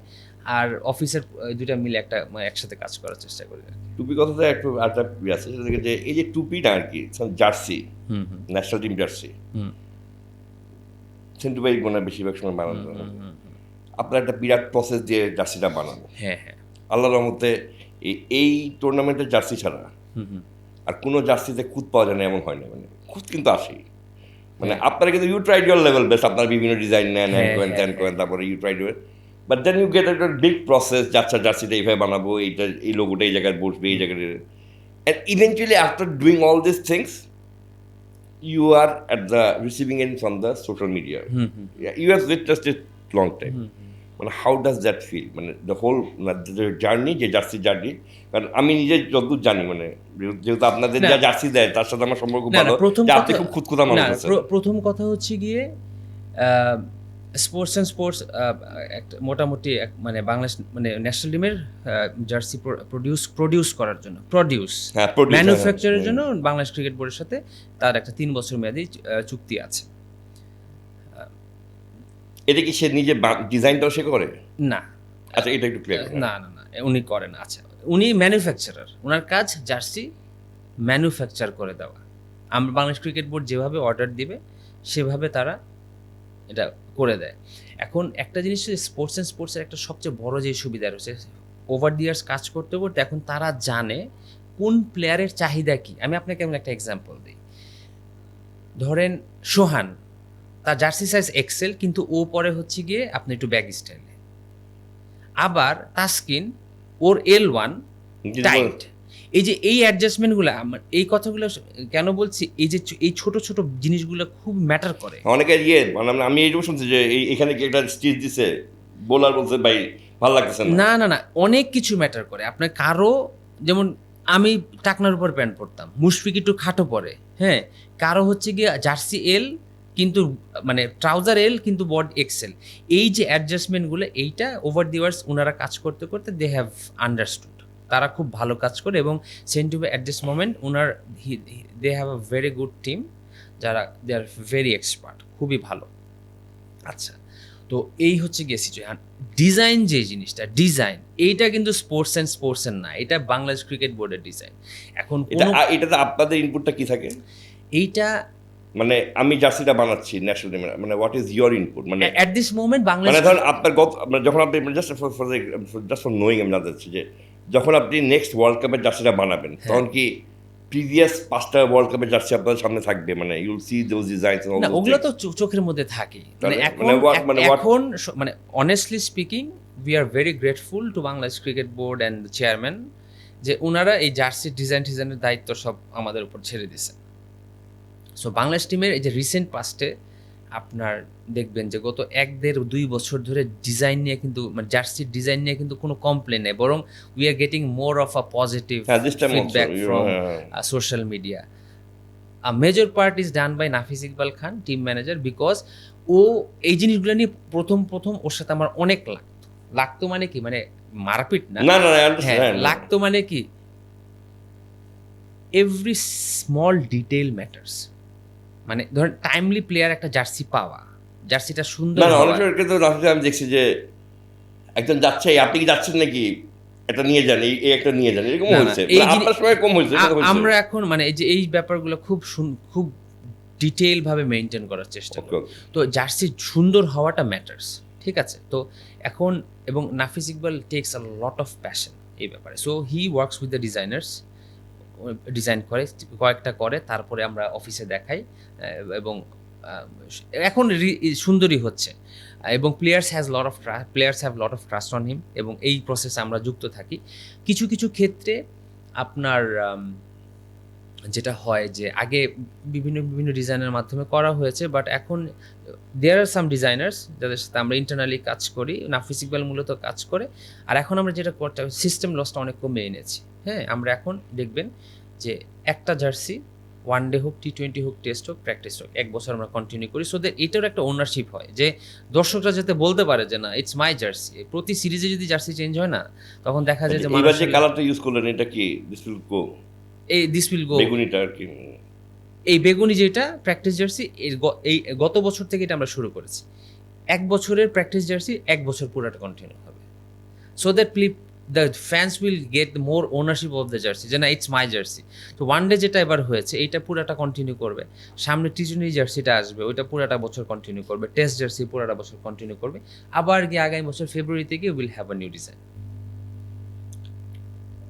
মানে ইউ আর টেলিং মানে how do prepare for a bilateral series মানে ফার্স্ট অফ অল হচ্ছে কি বাইলেটারাল সিরিজটা বড় কথা হচ্ছে কি যে ধরেন দুই ধরনের সিরিজ আমরা খেলি, একটা হচ্ছে ইন্টারন্যাশনাল সিরিজ, একটা হলো হোম সিরিজ, একটা হলো অ্যাওয়ে সিরিজ। সো আপনার বছরে প্রিপারেশন মানে বছরের শুরুতে আপনাকে আমি যেরকম দেখছি যে আপনার অক্টোবরে কি হবে, আসবে অক্টোবর নভেম্বরে মনে হয় ওইরকম একটা সিরিজ আছে, মানে আপনি আমি দেখে বলতেছি but how do get this preparation. আচ্ছা, এই ক্রিকেট অপারেশনসে আপনি যদি আতিফ ভাই, you have gone through the constitution of Bangladesh cricket board. Cricket operation কমিটির প্রথম যে কাজটা সেটা হচ্ছে গিয়ে দেশীয় এবং আন্তর্জাতিক দলগুলোর সাথে বসে ক্যালেন্ডার প্রণয়ন করা। বাংলা ভাষাটা কিন্তু এরকম, ক্যালেন্ডার প্রণয়ন করা। হ্যাঁ, আচ্ছা। So basically what we do, আমরা ক্রিকেট অপারেশনস আর একটা জিনিস এটার সাথে একটু অ্যাড করে নিই, সেটা হচ্ছে কি যে মানে আমরা হয়তো একটু ভুল একটা জায়গায় থাকি, সেটা হচ্ছে কি যে FTP is a changing thing, isn't it? না, আমি এখানে এইটা আচ্ছা করে নিই। আচ্ছা, এখন আইসিসির একটা টেস্ট চ্যাম্পিয়নশিপ প্রোগ্রাম চালু আছে, ঠিক আছে? এভরি 2 ইয়ার্স টেস্ট চ্যাম্পিয়নশিপ হয়। আর আমাদের ওয়ান ডে সাইকেল হচ্ছে কি 4 বছরের, ওয়ান ডে ওয়ার্ল্ড কাপের সাইকেলটা 4 বছরের। সো আমরা যেমন এই যে 2027 সাল পর্যন্ত যেই খেলা হবে, আমরা 2022 সালে উই হ্যাড এফটিপি মিটিং, যেখানে সারা ওয়ার্ল্ডের সমস্ত ক্রিকেট অপারেশন মানে টেস্ট প্লেইং নেশনের ক্রিকেট অপারেশনসরা আসছে, এসে উই ডিসাইডেড এখানে এই খেলা হবে, ওইখানে এই খেলা হবে, ওইখানে এই খেলা হবে, এইখানে এই খেলা হবে। Every single fixtures were decided 4 years back. মানে এই যে 27 সাল পর্যন্ত যা খেলা হবে, এটা কিন্তু 22 সালে উই ডিসাইডেড। আবার 27 সালের থেকে 31 পর্যন্ত যা হবে, এটা 26 সালে উই উইল মেক শিওর। আচ্ছা, এখন এটা গেল নাম্বার 1 পয়েন্ট। নাম্বার 2 পয়েন্ট, এখন যেহেতু টেস্ট চ্যাম্পিয়নশিপ চলতেছে, তো আইসিসি ফিক্স করে দেয় যে এই দেশের সাথে এই দেশ আগামী 4 বছর খেলবে। ওইটাকে অ্যারাউন্ড করে ওই টেস্ট ম্যাচগুলোর সাথে আমরা we put T20 matches, we put one day matches. আবার দেখি যে এটা একটা গেল তাহলে বায়োলেটারাল সিরিজগুলো এভাবে আমরা ঠিক করলাম। এইটার সাথে সাথে আমরা দেখি যে কোথায় ওয়ার্ল্ড কাপের আগে গিয়ে ওইখানে গিয়ে খেলা যায় কি না, এইটা গেল। ওইটার সাথে আবার বেস করে আমরা টিম ফিক্সচার করি। ইটস মানে এটা একটা লম্বা প্রসেস, কিন্তু অনেক কিছু মাথায় রাখতে হয়। আপনার প্রথম খেলা মাথায় রাখতে হবে যে দ্য নাম্বার অফ টেস্ট। আপনি যে খেয়াল করে দেখবেন, this is for the first time ever in Bangladesh we are playing 8 on average 8টা টেস্ট ম্যাচ আমরা বছরে 8টা টেস্ট ম্যাচ খেলতেছি, মানে 2 বছরে 16টা টেস্ট ম্যাচ। আমি অস্ট্রেলিয়ার সাথে যেই সিরিজটা I became the highest run scorer, তারপরে 14 মাস কোনো টেস্ট খেলি নাই। মানে আমি অস্ট্রেলিয়ার সাথে একটা 100 মারলাম, একটা 79 করলাম, আপনার এত বড় বড় প্লেয়ারদের সাথে আমার 250 রান করে আমি হাইয়েস্ট রান স্কোরার হইলাম। আমি তো তখন মানে বুজিং উইথ কনফিডেন্স। এরপর 14 মাস টেস্ট ম্যাচ খেলি নাই। তো কিন্তু এখন এই জিনিসগুলো আমরা we have started to address, এবং এই পারফরমেন্স হেল্পস। আমি যখন 2022 সালে এফটিমি মিটিংয়ে গেছিলাম মার্চ মাসে, আমার কাছে মনে হয়েছে কি যে আমি গেছি একটা মানে রাজা গেছে, সবাই ওরকম ফাপড় দিচ্ছে। কারণটা কি? কারণ 2 দিন আগে আমরা সাউথ আফ্রিকাতে গিয়ে সাউথ আফ্রিকার ওয়ান ডে হারাইছি। সো এই জিনিসটা তো ওইখানে যাওয়ার পর দেন উই হ্যাড, এবার ওই এফটিপিতে উই বিকেম মানে নাম্বার অফ ম্যাচেসে আমরা 3rd highest number of matches পেয়েছি, যেটা আমার মনে হয় বাংলাদেশ ক্রিকেট বোর্ডের একটা অ্যাচিভমেন্ট ছিল। তো এই উই আর আসলে অলওয়েজ 4 years ahead। এরকম না যে আজকে চিন্তা করলাম কালকের সাথে খেলে ফেলাইলাম, কালকে চিন্তা করলাম পরশুর সাথে খেলে ফেলাম না। আমাদের 4 বছর আগের থেকে সেট করা থেকে কার সাথে কোথায় খেলবো, হোমে অ্যান্ড অ্যাওয়েতে। এইটা হচ্ছে কি ফার্স্ট কাজ। তারপরে হচ্ছে গিয়ে সিরিজগুলো অর্গানাইজ করা। তো যখন হোম সিরিজ হয় বা অ্যাওয়ে সিরিজ হয়, cricket operations text the lead. আমার এইখানে খেলা হবে, এই মাঠে আমরা খেলবো, ওদের এতগুলো দর্শক। এই বিসিবির ইন্টারনাল যে ডিপার্টমেন্টগুলো আছে তাদের সাথে কমিউনিকেট করে কোঅর্ডিনেশনের মাধ্যমে আমরা সিরিজগুলো আয়োজন করি। মানুষ বিশ্বাস করে কিনা জানি না, বাট আমি একদম অনেস্টলি বলছি, Bangladesh cricket board is one of the finest working cricket board in the world in a sense, in terms of their achieving of goals and organising events. মানে আমাদের বাংলাদেশ টিম এখন আমরা ডিজায়ার্ড জায়গায় যেতে পারি না in terms of result, but event organise করার ক্ষেত্রে আমি মনে করি বাংলাদেশ টপ 3টা দেশের মধ্যে একজন। মানে আমাদের মতো এত সুন্দর করে ইভেন্ট, এত সুচারুরূপে ইভেন্ট অর্গানাইজ কেউ করতে পারে না। আমি বললাম তো টপ 3-এর মধ্যে আমরা একটা দেশ। মানে আপনি কোথাও কোনো খুঁত খুঁজে পাবেন না। হ্যাঁ, এরপরেও মতো ভুল থাকে। যেমন একবার এরকম নিউজ হলো যে বাঁশের মাচা দিয়ে কেন সাইড স্ক্রিন বানাইছে। এগুলো হয়। মানছিলেন তো। হ্যাঁ, এই যে ছোট, ছোট মিস্টেক হয়। But in terms of events আমরা মানে আমাদের বাংলাদেশের ক্রিকেট বোর্ডের যারা এমপ্লয়ি আছেন ইন্টারনালি তারা they are very efficient organising events এবং এটা পুল অফ করা। শুধু অর্গানাইজ করলে হবে না। অনেক, অনেক জায়গায় অনেক বড়, বড় জায়গায় অনেক বড়, বড় সমস্যা হয়েছে। বাট আমরা আমাদের বাংলাদেশ ক্রিকেট বোর্ডে সেই মিনি ওয়ার্ল্ড কাপ আয়োজন করা থেকে শুরু করে we have achieved that belief from the world cricket. আপনি দেখবেন কোনো গ্লোবাল টুর্নামেন্ট হইতে গেলে কিন্তু আমাদের কাছে ইনভাইটেশন আসে যে will you be interested to organise that, because আমাদের সেই ওয়ার্কফোর্স রয়েছে এবং সেই সাফল্যটাও রয়েছে। তবে এটা তো গ্লোবাল টুর্নামেন্ট গোয়িং ফরওয়ার্ড আমরা দেখবো whether we play or not.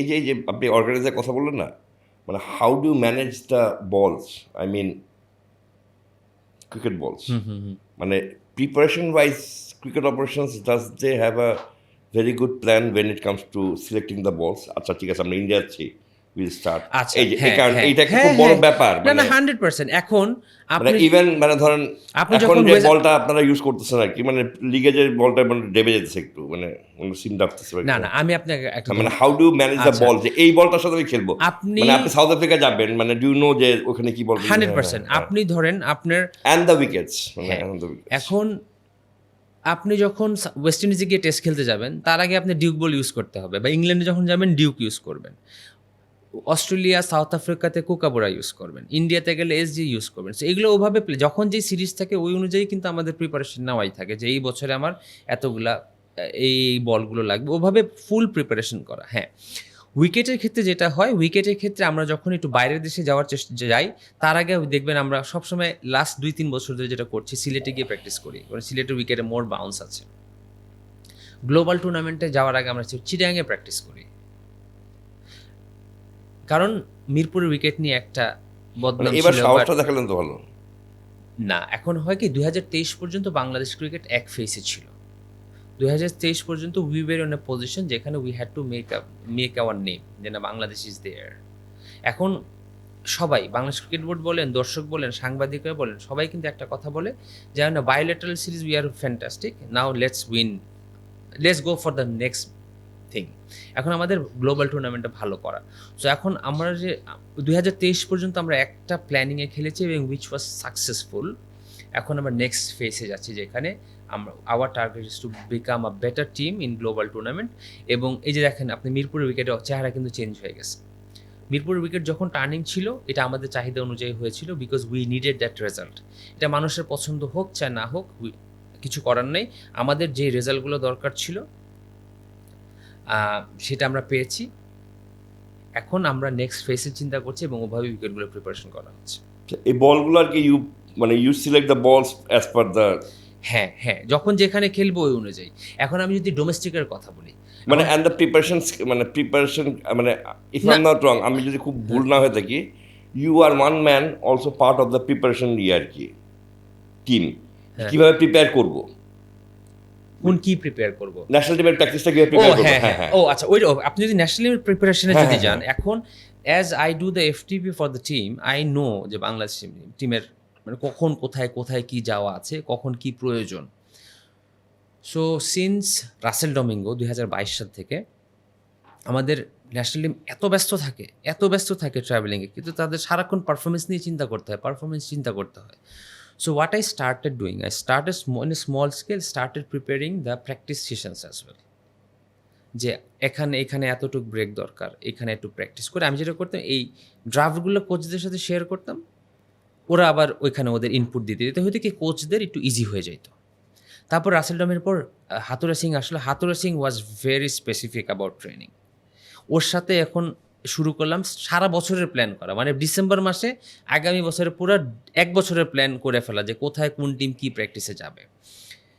এবং ওইখান থেকে শুরু হয়ে এখন যেটা আমরা করি, যেহেতু আমাদের টিম অনেক ব্যস্ত থাকে, এই প্র্যাকটিসের যেই সারা বছরের প্ল্যানিংটা আমার আই হ্যাভ মানে এক্সেল শিট যেটার নাম ডে টু ডে, মানে একদম 25, 26, 27 পর্যন্ত করা আছে। তো ওইখানে কলাম আছে ধরেন ডেট, তারপরে অ্যাক্টিভিটি মানে ন্যাশনাল টিমের অ্যাক্টিভিটি, তারপরে আছে হচ্ছে গিয়ে আপনার টাইম, ভেন্যু, তারপরে আছে হচ্ছে গিয়ে আপনার অপোনেন্ট, নাম্বার অফ ম্যাচেস, তারপরে আছে হচ্ছে গিয়ে আপনার coaches activity, selectors activity, players activity, domestic tournament. এইখানে পুরো একটা পেজের মধ্যে একদম 1 জানুয়ারি থেকে শুরু করে 31 ডিসেম্বর পর্যন্ত আমার ন্যাশনাল টিমে কোথায় কী খেলা, কোথায় কী ডোমেস্টিক, হোয়াইট বল খেললে রেড বল কী করবে, রেড বল খেললে হোয়াইট বল কী করবে, কবে টিম দিবে, কবে আপনার ফিটনেস টেস্ট হবে, কবে কোন কোচ ছুটিতে যাবে, এটা আমরা আসলে এখন যেটা করি একদম আগের বছরই মোটামুটি প্রিপেয়ার করে ফেলি, তারপরে এটার উপর আবার ফাইন টিউনিং হয় আর কি।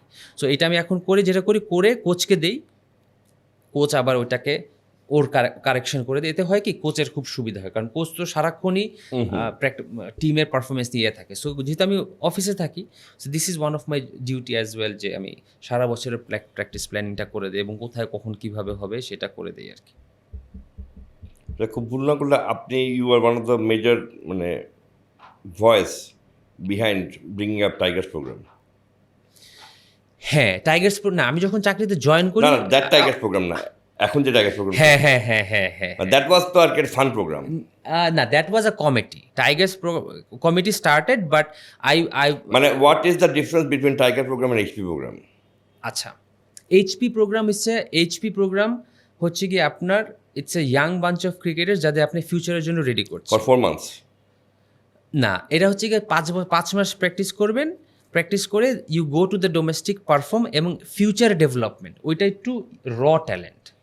আর টাইগার্স প্রোগ্রাম হচ্ছে গিয়ে আপনি ন্যাশনাল টিম ধরেন হোয়াইট বল খেলছে, রেড বল প্লেয়ারদের প্র্যাকটিস, রেড বল খেলছে হোয়াইট বল প্লেয়ারদের প্র্যাকটিস, এবং যারা ইমিডিয়েট ন্যাশনাল টিমে নক করবে বা ন্যাশনাল টিম থেকে বাদ পড়েছে তাদের রেডি রাখা, সো দ্যাট ন্যাশনাল টিমে ফিডিংটা সবসময় রাইট হয়। সো প্র্যাকটিসের প্যাটার্ন একটু ডিফারেন্টও থাকে, কারণ HP is more of a development programme. একটা প্লেয়ার পুল শট খেলতে পারে না, তাকে আপনি পুল শট খেলাইতেছেন, বা আপনার কাট শট পারে না বা সুইপ পারে না, তাকে শিখাচ্ছেন, বা একটা প্লেয়ার সুইং পারে না, সুইং শিখাচ্ছেন।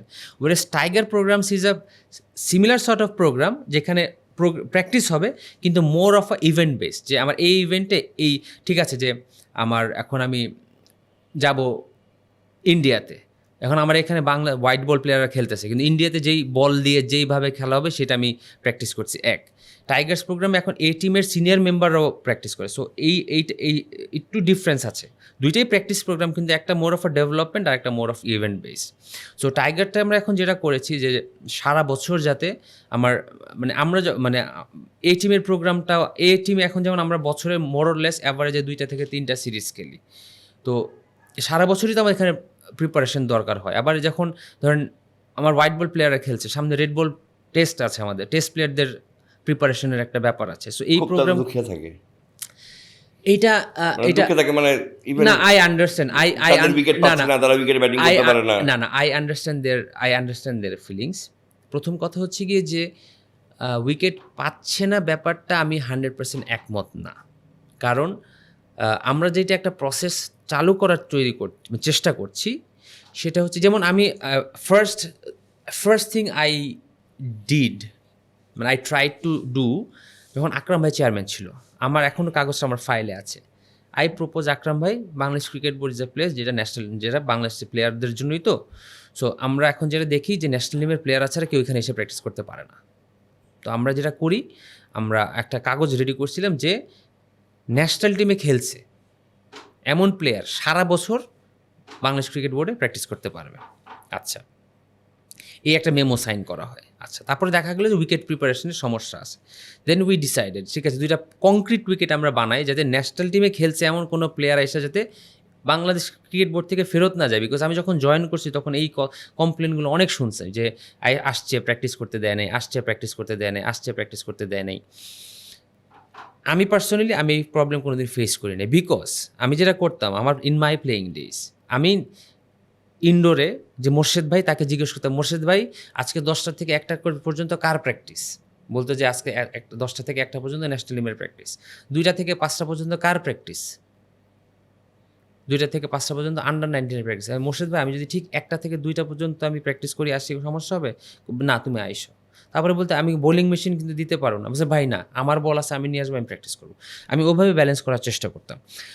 তো এইটা শুরু করলাম। তারপরে আমাদের বোলিং মেশিনের একটা নাম্বার অফ বোলিং মেশিনের একটা সমস্যা ছিল।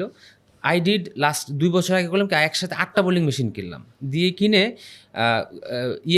এবং I am very grateful the cricket board যে এইসব ডিসিশনের ব্যাপারে তারা আমাকে খুব ট্রাস্ট করে। আমি একটা পাঠাইলাম সিলেটে, একটা পাঠাইলাম রাজশাহী, চট্টগ্রামে। এই 2টা জায়গায় আমাদের ইনডোর রানিং ছিল, এখন তো অন্যান্য জায়গায় ইনডোর রানিং হয়েছে। মিরপুর স্টেডিয়ামে দিলাম 3টা, দিয়ে বললাম যে ফার্স্ট ক্লাস প্লেয়ারও যদি এসে প্র্যাকটিস করতে চায় তাদের বোলিং মেশিনটা দিবা। আচ্ছা, এখন তাহলে প্লেয়ারদের কাছে আমাদের চাওয়া কি, যে হঠাৎ করে এসে আমি এখন ব্যাটিং করব, এইটা যাতে না হয়। কারণ কি, ধরেন একটা বোলিং মেশিন, তাদের আবার মনের মধ্যে একটা ইয়ে আছে যে আমাদেরকে পারমিশন নিয়ে প্র্যাকটিস করতে না হবে। ভাই ইটস নট, এটা we trying to develop a system, এটা না পারমিশনের ব্যাপার না। ধরেন এই যে গ্রাউন্ডসম্যানরা সকাল 6টা থেকে রাত 10টা পর্যন্ত খাটে, ও তো মানুষ, ওর ওর আমার কি রিসোর্স আছে এটা আমার চিন্তা করতে হবে, ঠিক আছে? ওরও তো পরিশ্রমটাও চিন্তা করতে হবে। সো হোয়াট উই ওয়ান্ট, এটা আমাদের প্লেয়ারদের সাথে এই কমিউনিকেশনটা, যেমন এখন যারা আছে বা সিনিয়র প্লেয়ার আছে তারা হয়তো বিট আনলাকি, কিন্তু যারা ভবিষ্যতে প্লেয়াররা এই সমস্যা তাদের হবে না। আমরা যেটা বলি যে তুমি 365 দিন প্র্যাকটিস করবে, নো প্রবলেম। তোমার বল লাগবে, তোমার বোলার লাগবে, পানি লাগবে, ইলেকট্রোলাইট লাগবে, লাঞ্চ লাগবে, ডিনার লাগবে, উই উইল অ্যারেঞ্জ। বাট আমাদের একটু প্রায়র প্ল্যানিংটা দিলে আমাদের ভালো হয়। যেমন মুশফিক ইজ ভেরি প্রফেশনাল এইসব ব্যাপারে, ও একদম detail, I want to practice from এত তারিখ টু এত তারিখ, এতটার সময় এইটা করব, এতটার সময় এইটা করব, আমার এই কয়টা বোলার লাগবে, এই কয়টা বল লাগবে, সুন্দর দিয়ে দেয়। মুশফিকের ক্ষেত্রে যেটা হয় কোনো সময়ই কিন্তু প্র্যাকটিস ফ্যাসিলিটি পাওয়া না পাওয়া নিয়ে প্রবলেম হয় না। হ্যাঁ, অনেক সময় কোয়ালিটি নিয়ে প্রবলেম হইতে পারে, যে ও যেই ধরনের ডিজায়ার, কথার কথা ও তো খুব একা প্র্যাকটিস, মানে খুব একা না, মানে খুব স্পেসিফিক প্র্যাকটিস করতে পছন্দ করে। তো এখন ধরেন কথার কথা যে ওর ঘাসের উইকেট প্রয়োজন।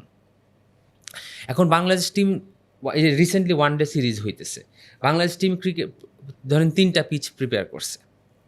যখন বাংলাদেশ টিমে 2 দিন প্র্যাকটিস শুরু হয়ে গেছে, তারপর থার্ড ডেতে যখন সকালবেলা মুশফিক করবে, বিকালবেলা ওরা করবে। এখন ওই জিনিসটা মুশফিক অতটা পছন্দ করে না, he wants his own dedicated place. হ্যাঁ, তো অনেক সময় আমি অ্যাগ্রি করি যে আমরা প্লেয়ারদের আরও বেটার ফ্যাসিলিটিস আমাদের দেওয়া উচিত। Having seed that, we are trying to develop a process যেখানে প্লেয়াররা আমাদের গ্রুপও আছে, যেখানে আমাদের প্লেয়ার আমাকে দেয়, আমি ওই গ্রাউন্ডস গ্রুপে দিয়ে দিই। ফ্যাসিলিটি নিয়ে অনেক সময় এই ইনফর্ম না করলে আমরা আসলে দিতে পারি না, এবং গ্রাউন্ডস ডিপার্টমেন্ট এখন দিতে চায় না, বিকজ তাদেরও তো একটা প্ল্যানিং আছে। সো আমাদের যেটা ওদের কাছে বলা থাকে যে you inform us upfront, we will try to arrange as much as possible ইনশাল্লাহ।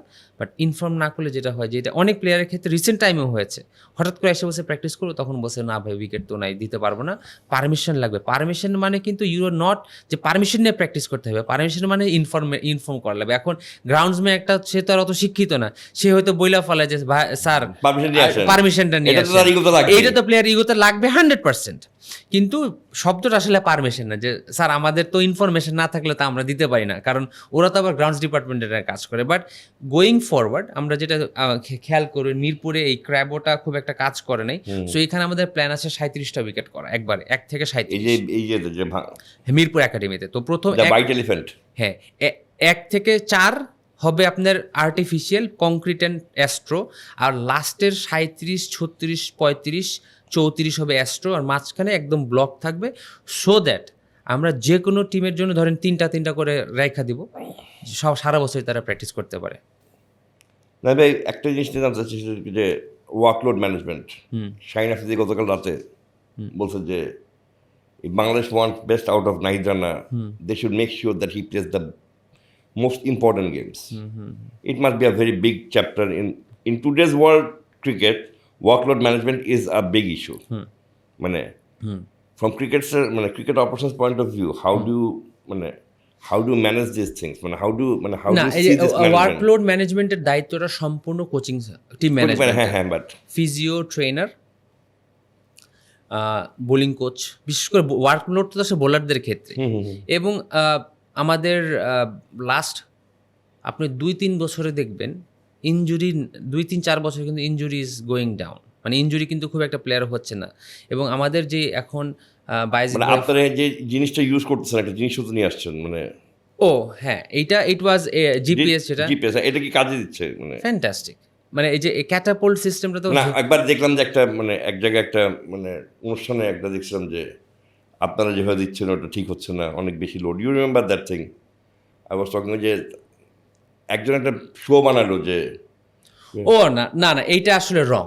আমরা মানে ওইটা হচ্ছে গিয়ে আপনার পিচ ভিশনের ডাটা হ্যাঁ হ্যাঁ আর petition data actual GPS GPS এর ডাটার মধ্যে ডিফারেন্স আছে। আপনি একটা জিনিস খেয়াল করে দেখবেন যে লাস্ট 3-4 বছরে ফাস্ট বোলারদের ইনজুরির পরিমাণটা অনেক কমছে। হ্যাঁ অনেক কমে গেছে। ন্যাশনাল টিমে ঘুরে ফিরে আনলেস আনটিল যে এসিএল ছিঁড়ে যাওয়া ওই ম্যানেজমেন্ট ওয়ার্কলোড ম্যানেজমেন্ট গঠিত যে ইস্যুসগুলো আছে, এটা এখন হচ্ছে না। তো আমাদের ফিজিও ট্রেনার, মেডিকেল ডিপার্টমেন্ট অনেক ভালো কাজ করছে। আর ক্যাটাপোল্ট জিপিএস এর মাধ্যমে আমরা যেটা করি, যেমন মুস্তাফিজের ব্যাপারে একটা কথা উঠেছিল যে ও এত ম্যাচ খেলছে কেন। এখন আপনার অ্যাকচুয়াল জিপিএস যদি বলে যে না, he is below the average level, তখন তো আমার কিছু কিছু ক্ষেত্রে ওকে আমাদের বইলে তখন আমরা বলি যে তোমার নেটে গিয়ে 4 ওভার বোলিং করতে হবে। মুস্তাফিজুর ধরেন অনেক ম্যাচ খেলে, কিন্তু দেখলাম যে ওয়ার্কলোড আসলে এত কম। হুম হ্যাঁ খালি ব্যাটসটাই খেলে। হ্যাঁ হ্যাঁ, তো ওকে গিয়ে আমাদের বলতে হয় যে নেট গিয়ে প্র্যাকটিস। সো ওই জিপিএস উইল নেভার লাই, ঠিক আছে। সো আমরা এই ক্যাটাপোল সিস্টেম, তারপর আমাদের এখন এমআইএস আমরা আস্তে আস্তে ইন্ট্রোডিউস করছি, যেখানে সমস্ত ডাটা এসে কালেক্ট হবে। ওয়ার্কলোড ম্যানেজমেন্ট ভালো হচ্ছে আলহামদুলিল্লাহ।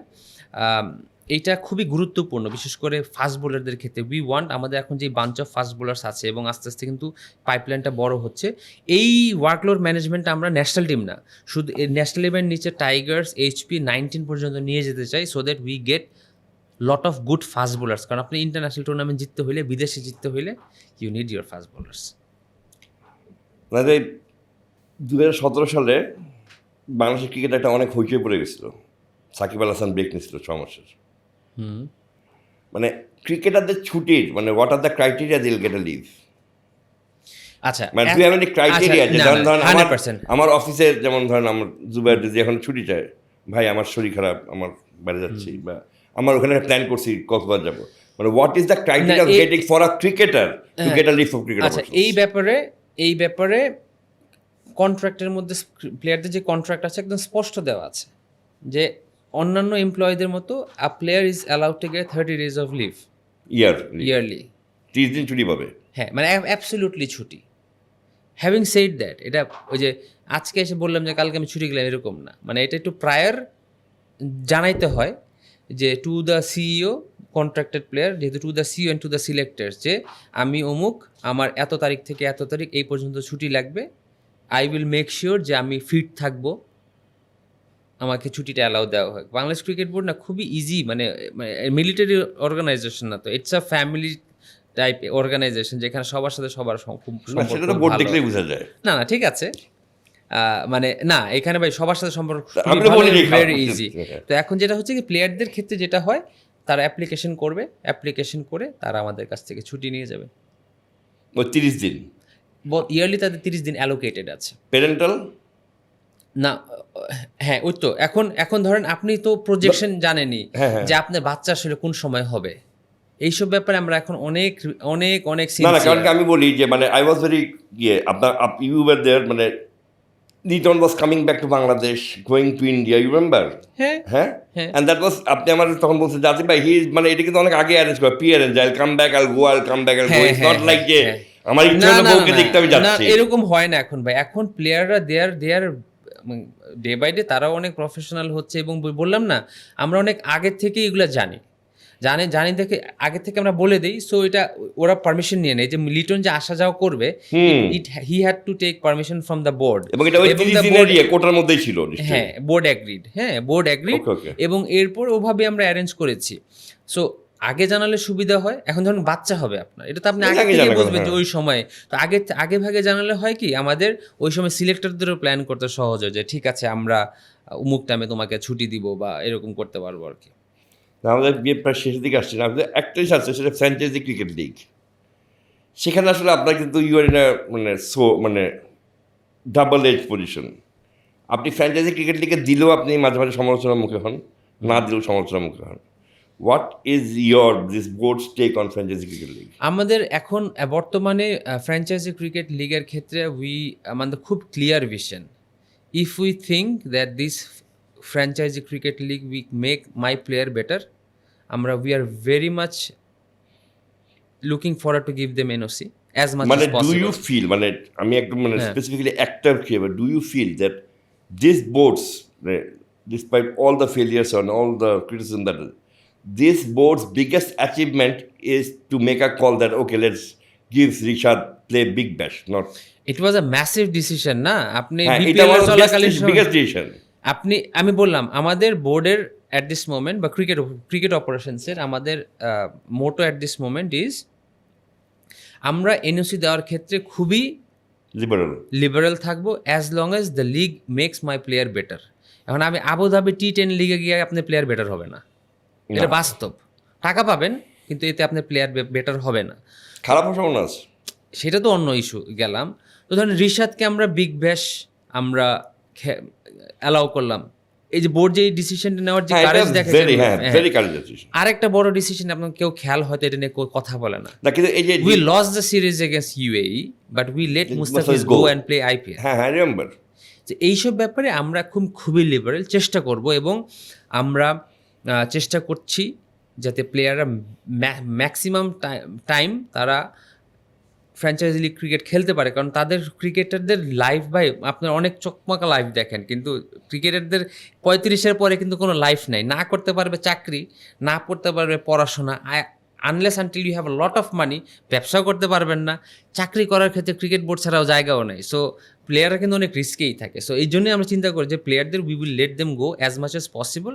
এবং হয় কি, ধরেন আমি যদি একটা সিরিজে মুস্তাফিজ, যেমন IPL-এর ক্ষেত্রে হোয়াট উই ডিড, আমরা বলছি যে মুস্তাফিজ ফুল এনওসি খালি 7 দিন এসে খেলে দিতে হবে। এখন আপনি বলতে পারেন যে তাহলে কি আপনি T20 ম্যাচকে গুরুত্ব দিচ্ছেন না? অবশ্যই গুরুত্ব দিচ্ছি, কিন্তু ওইখানে আমি তো আরেকটা প্লেয়ারকে খেলার সুযোগও দিতে হবে। So we are very liberal about it, যে প্লেয়ারদের আমরা চেষ্টা করব সুযোগ দিতে, এবং আমরা এটা দেওয়া শুরু করেছি। এবং এই যে প্ল্যানিংগুলো, এগুলো আসলে আমরা এই জন্যে সিলেক্টর, টিম ম্যানেজমেন্ট, অপারেশন সবাই মিলে একসাথে মানে অনেক কাজ করতে হচ্ছে, এবং আমরা করার জন্য এটা we are happy to do that. না এইবার আপনারা মানে why do keep any A+ category? বাংলাদেশের ক্রিকেটে কি কোনো A+ ক্যাটাগরি নাই? না, কন্ট্রাক্টে হাউ না, দিস কন্ট্রাক্ট রানস? না। আচ্ছা, এখন আপনি যাই দেখেন আমাদের ক্যাটাগরি, কন্ট্রাক্ট ক্যাটাগরিতে A+ কন্ট্রাক্ট ক্যাটাগরি আছে। হ্যাঁ, তাহলে কি বাংলাদেশের প্লেয়ার নাই? এখন এইটার উত্তরটা দেওয়ার জন্য selector are the right person. না বাট আমি উনাদের মানে আমি আপনাদের মেথডটা জানতে চাচ্ছি, মানে what is the method of this contract? Method হচ্ছে গিয়ে to get the A+ category you have to be top performer in across format, all formats. Okay. So আপনি যদি টেস্টেও টপ পারফর্মার, যেমন আপনি কিছুদিন জাসপ্রীত বুমরা ছিল না, টেস্টেও 1 নাম্বার, ওয়ানডে T20-তে 1 নাম্বার, ওয়ানডেতেও 1 নাম্বার, বা যখন সো আপনি যদি এখন কথার কথা যে আপনি 2টা ফরম্যাটে টপ, কিন্তু একটা ফরম্যাট খেলেন না, একটা ফরম্যাটে খেলতেছেনই না, তো তখন কিন্তু ইট ডাজন্ট মানে justify your position in that. মানে A+ মানে A+, মানে আপনার একদম শীর্ষস্থানীয় হতে হবে না। ওই হিসাবে যদি এখন বলতে পারেন we are very much looking forward to accommodate our test players as well. ওই হিসাবে ধরেন মমিনুল তো 1 ফরম্যাট খেলে, তো ওই হিসাবে তো দেখেন আমরা কিন্তু চেষ্টা করছি মানে পুশ করে sometimes if the performance outstanding হয়তো এতে পুশ করা যেতে পারে। আবার টেস্ট প্লেয়ারদের ক্ষেত্রে আমাদের আবার একটু পলিসি ডিফারেন্স আছে, we will try to accommodate as much as possible test player, যাতে তারাও ফাইন্যান্সিয়ালি বেনিফিটেড থাকে এবং they become more interested to play test cricket. Like if you are given the authority, you have the power. Test ক্রিকেটে match ফি কত করতেন? You don't have to, মানে you have the power. আমি মানে আমার ইচ্ছা আছে, আমার ইচ্ছা আছে at least 12 লাখ টাকা নেট করার, 12 লাখ টাকা নেট। হ্যাঁ, তাহলে যেটা হবে, আপনি ধরেন প্রিমিয়ার লিগের সময় আপনি একটা প্লেয়ার প্রিমিয়ার লিগ 1 মাস খেলে প্রায় 50 লাখ টাকা, কথার কথা। এখন প্রিমিয়ার লিগের সময় আমাদের 2টা টেস্ট হয়, তার মানে 2টা টেস্ট মানে আপনার হচ্ছে গিয়ে 24 লাখ, 12-24। হ্যাঁ, সো তাহলে প্লেয়াররা আর তখন প্লেয়াররা করবে আমি প্রিমিয়ার লিগ খেলাই কষ্ট করে জার্নি করার দরকার, আমি 2টা টেস্ট ম্যাচ খেলবো। So eventually I want to মানে সি বাংলাদেশের প্লেয়াররা 15 লাখ টাকা টেস্ট ম্যাচ ফি পাচ্ছে। ইভেনচুয়ালি আপনি বাংলাদেশের প্রথম শ্রেণীর প্লেয়ারদের পেমেন্ট কত করতে পারতেন যদি ইউ হ্যাভ দ্য পাওয়ার? প্রথম শ্রেণীর কোন পেমেন্ট? মানে যারা ফার্স্ট ক্লাস খেলে তাদের মানে ম্যাচ ম্যাচ ফি। ফি। হ্যাঁ, আচ্ছা, আমি মানে আমি একটা জিনিস জানতে চাচ্ছি, আমি মানে একদম- আমি আমি আমি একদম- একটা একদম- হ্যাঁ, হ্যাঁ। প্রশ্ন হচ্ছে কি যে ডু ইউ ফিল যে এই 10, 20, 25, 30 হাজার টাকা এই টাকাটা Salary? স্যালারি না। এটা চাইতে ম্যাচ ফিটা আমরা আচ্ছা, এমন ভাবে না, করে না, দিই। এটা আমি বলি, আমি I am not big believer of salary. Okay, আমার মনে হয় ম্যাচ ফি বাড়ায় দেওয়া উচিত, সো দ্যাট হ্যাঁ, দেয়ার ইজ হ্যাঁ, মোর কম্পিটিশন। এবং দেখেন, এই যে স্যালারি যে বাড়ানো কমানোটা না, এটা কিন্তু একটা এভলিউশন প্রসেস। বাংলাদেশ এক সময়, আমি যখন ন্যাশনাল টিমে টেস্ট খেলতাম, আমি তখন 1,00,000 টাকা ম্যাচ ফি পাইতাম টেস্টে। তো যেইখানে টেস্টে ম্যাচ ফি 1,00,000 টাকা, সেখানে ডেফিনেটলি আপনার 50,000 টাকা ফার্স্ট ক্লাসের ম্যাচ ফি ছিল না, তখন 30,000 টাকা ছিল। এটা একটা প্রপোর্শনেট থাকা উচিত আমার মতে। ন্যাশনাল টিমের জন্য আপনি যেই স্ট্যান্ডার্ডটা সেট করবেন, ওইটার প্রপোর্শনিটি একটু কম হবে এ টিম, ওইটার থেকে একটু কম হবে ফার্স্ট ক্লাস লেভেল। সো আমি মনে করি এই প্রপোর্শনটা মেনটেন করা উচিত, এবং এটা we are trying to do that, মানে স্লোলি অ্যান্ড স্টেডিলি। এখন বোর্ডে অনেক সময় এটা নিয়ে আলোচনাও হয়, যে আমি যদি 80 জনের বেতন বন্ধ করি, এই টাকাটা যদি ম্যাচ ফি বাড়ায় দিই, এই প্রপোজাল কিন্তু অনেকবারও হচ্ছে, অনেকবারও ইন্টারনেট ডিসকাস হয়েছে যে ঠিক আছে, ন্যাশনাল টিমে যদি টেস্ট ফি হয়, মানে ম্যাচ ফি হয় 8,00,000 টাকা, কথার কথা, তাহলে আপনার এ টিমের 4 ডে ম্যাচের ম্যাচ ফি হওয়া উচিত 4,00,000 টাকা, তাহলে অ্যাটলিস্ট 2,00,000 টাকা তো ফার্স্ট ক্লাসের ম্যাচ ফি হওয়া উচিত। কিন্তু এখন হয় কি, যে আপনি এখন একবারে 80 জন প্লেয়ারের বেতন বন্ধ করে দিবেন, এইটা তো তার ফ্যামিলিতে এফেক্ট করবে না। সো আমরা আমরা উই আর ইভেন্ট, মানে আমাদের কিন্তু অবশ্যই প্ল্যান আছে, আমরা অ্যাজ এ বোর্ড চিন্তা করি যে ফার্স্ট ক্লাস ক্রিকেটকে যত বেশি আমরা প্রায়োরিটাইজ করব, তত যেটা হবে আমরা আরও বেটার প্লেয়ার প্রডিউস করতে পারবো। দেখেন, বাংলাদেশ স্লোলি স্টেডলি এখন টেস্ট ম্যাচ জেতা শুরু করছে, এবং আপনি যদি ওয়ার্ল্ডের টপ 5টা টিমের মধ্যে হতে চান, আপনার টেস্ট ম্যাচ দিয়েই হতে হবে। আপনি যখন when you start dominating in test matches, দেখবেন আপনাকে সবাই গরজ করা শুরু করছে।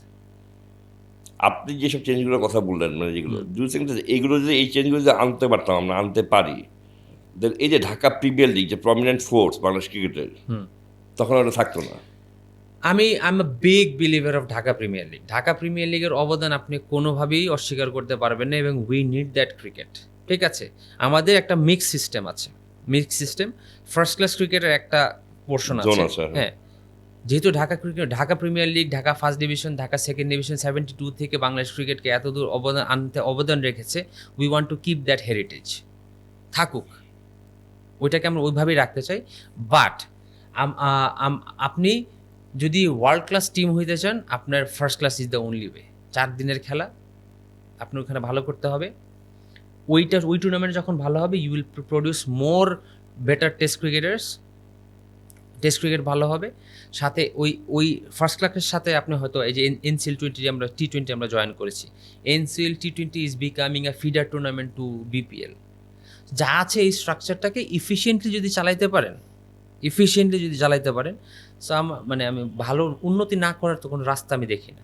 একটা জিনিস আপনার মনে হয় যে ঢাকা প্রিমিয়ার লিগটা যে ঢাকায় হতে হবে, দেশ নো হার্ড অ্যান্ড না, দেখুন, এটা যেহেতু ঢাকার ক্লাবরা করে না, মানে if you want to play good cricket, মানে I tell you, you played BCL না। এখন in আতিক good ভাই, cricket. আমি মনে করি আমাদের বাংলাদেশ ক্রিকেট বোর্ডে যেমন অনেক সাফল্য আছে, Bangladesh cricket board, Bangladesh team তো এখন একটা প্রমিনেন্ট ফোর্স, এটা আপনার মানতেই হবে। হ্যাঁ, মানতেছি। এটা মানতে হবে। আমাদের অনেক না পাওয়া আছে, বাট মানতে হবে, তো ওয়ার্ল্ডে একটা প্রমিনেন্ট ফোর্স। আপনি র্যাঙ্কিং হয়তো শো করতেছে না, but you are not that bad team. আমাদের ক্রিকেট বোর্ডের একটা অন্যতম ব্যর্থতা হচ্ছে গিয়ে আমরা নাম্বার অফ গ্রাউন্ডস বাড়াইতে পারিনি, এবং এটা আমি বিইং এন ক্রিকেট প্রফেশনাল, এটা আমি মনে করি এটা আমাদের ব্যর্থতা। আমাদের এতদিনে ঢাকা শহরে 6টা মাঠ থাকা উচিত ছিল, এবং 8টা ডিভিশনে মিনিমাম 16টা মাঠ থাকা উচিত ছিল, তাহলে হয়তো কি মাঠের আপনার সমস্যা হইতো না। এখন বিকেএসপি 2টা আছে, আপনি যদি পূর্বাচলে 2টা করেন, ফতুল্লা যদি রানিং থাকে, তাহলে তো 6টা হয়। It's not rocket science. But there need to be someone who have the will. এখন হয়েছে কি, আমার কাছে যেটা মনে হয়েছে, যেটা হচ্ছে কি, আমরা ফিউচার একটু কম দেখছি, হ্যাঁ, More on the present. যে আমি এখন আমার টিমটা ভালো করার জন্য কি দরকার, আমি ফিউচার, এই যে এখন কিন্তু আমরা খেলা বাড়িতে গেলে কিন্তু আমি মাঠ নেই, কিন্তু আমাদের সেই রিসোর্স আছে। ঢাকা প্রিমিয়ার লিগ ঢাকার বাইরে করা ডিফিকাল্ট, বিকজ ক্লাবগুলোর খরচ কে দিবে? ক্লাবেরও তো খরচ আছে না। নিউজিল্যান্ড ক্রিকেট 2-3 ধরনের কন্ট্রাক্ট করতেছে, একটা আবার এখন amateur. Do you think that this can be a way forward for Bangladesh? এটা স্টাডি যেহেতু করি নাই বলতে পারি না, বাট নিউজিল্যান্ড ক্রিকেট আপনি বলাতে আমি যেটা আমার কাছে এটা আমার একদমই ব্যক্তিগত চিন্তা। আমি মনে করি বাংলাদেশ ক্রিকেটের স্ট্রাকচার হওয়া উচিত ইন্ডিয়ার মতো, ইন্ডিয়ান ওয়ে, কিন্তু ভিশন থাকা উচিত নিউজিল্যান্ডের মতো। নিউজিল্যান্ড সাচা মানে নিউজিল্যান্ডের is one of my biggest friends. New Zealand cricket captain আছে, অপারেশনসে দেখে। ছোট্ট একটা দেশ, অল্প কয়েকটা প্লেয়ার ক্রিকেট খেলে, তারপর সব টুর্নামেন্টে তারা ভালো খেলছে। আমি যদি ওই অ্যাপ্রোচ আর হ্যাঁ। ইন্ডিয়ান স্ট্রাকচারটা একসাথে নিয়ে আসতে পারি, Then it can. এটার combination will be something great. না, আমি last 2 question of your cricket option. Cricket option থাকাকালীন অবস্থায় একটা প্লেয়ারের নামে আপনার সাথে সারাক্ষণই কথা হয়, মানে within 15 days, 20 days, 21 days, that there is a sellable product. Lot of things, lot of talks about him. Sakib Al Hasan returning back, Sakib Al Hasan coming to this moment, Sakib Al Hasan doing this thing. From cricket operations point of view, on from the 2027 World Cup in projection, where do you see Sakib? দেখুন সাকিবের Because it cannot be the case যে সাকিব আসলো বললো খেললো। না না, কিছু কিছু ক্ষেত্রে যেটা হয়, কিছু কিছু ক্ষেত্রে কিছু কিছু ইস্যু আছে যেটা আসলে আর শুধু ডিপার্টমেন্টের আন্ডারে থাকে না, it becomes a boards issue. হ্যাঁ, তো সাকিবের যে ইস্যুটা, এটা তো বোর্ডের ইস্যু। আমি খালি যদি আমি একদম এখানে ক্রিকেট অপারেশনসের on behalf of cricket operations, আমি on behalf of cricket operations বলতে পারি না। কেন? কারণ selection depends on the selectors and the team management. But if I ask me as a person একদম যে সারিয়ান হাফিজকে জিজ্ঞেস করলাম, আমি মনে করি সাকিব আল হাসানের ওই ক্যাপাসিটি আছে। If you give him 6 months, he will be good enough to play in any international team. সেই অ্যাবিলিটি আছে। এখন if he is given that opportunity, দেশে আসতে পারে, ও যদি খেলতে পারে, তাহলে ও ওর জায়গা নিজেই করে, ও নদীর মতো আর কি। নদী যেমন নিজের রাস্তা নিজে করে নেয়, ও নিজের রাস্তা নিজে করে নিতে পারবে। And he have that, মানে he'll be fit enough to play. That's his job, ফিটনেসটা মেনটেন করা, এটা ওর ওর ওর কাজ। না মানে what I want to know, মানে from a very specific point of view, what will be criteria of selecting Sakib? মানে what মানে when আমার কাছে মনে হয় Shakib when he comes back, হ্যাঁ না when he comes back, হ্যাঁ, এসে definitely he has to play some sort of cricket. না, আপনি unfortunately he is out of international cricket for a while. Domestic ও ফ্র্যাঞ্চাইজি ক্রিকেট খেলছে এবং মোটামুটি ভালো খেলছে, but when he comes back he has to play something substantial so that the selectors can say যে না ঠিক আছে, হি ইজ রেডি।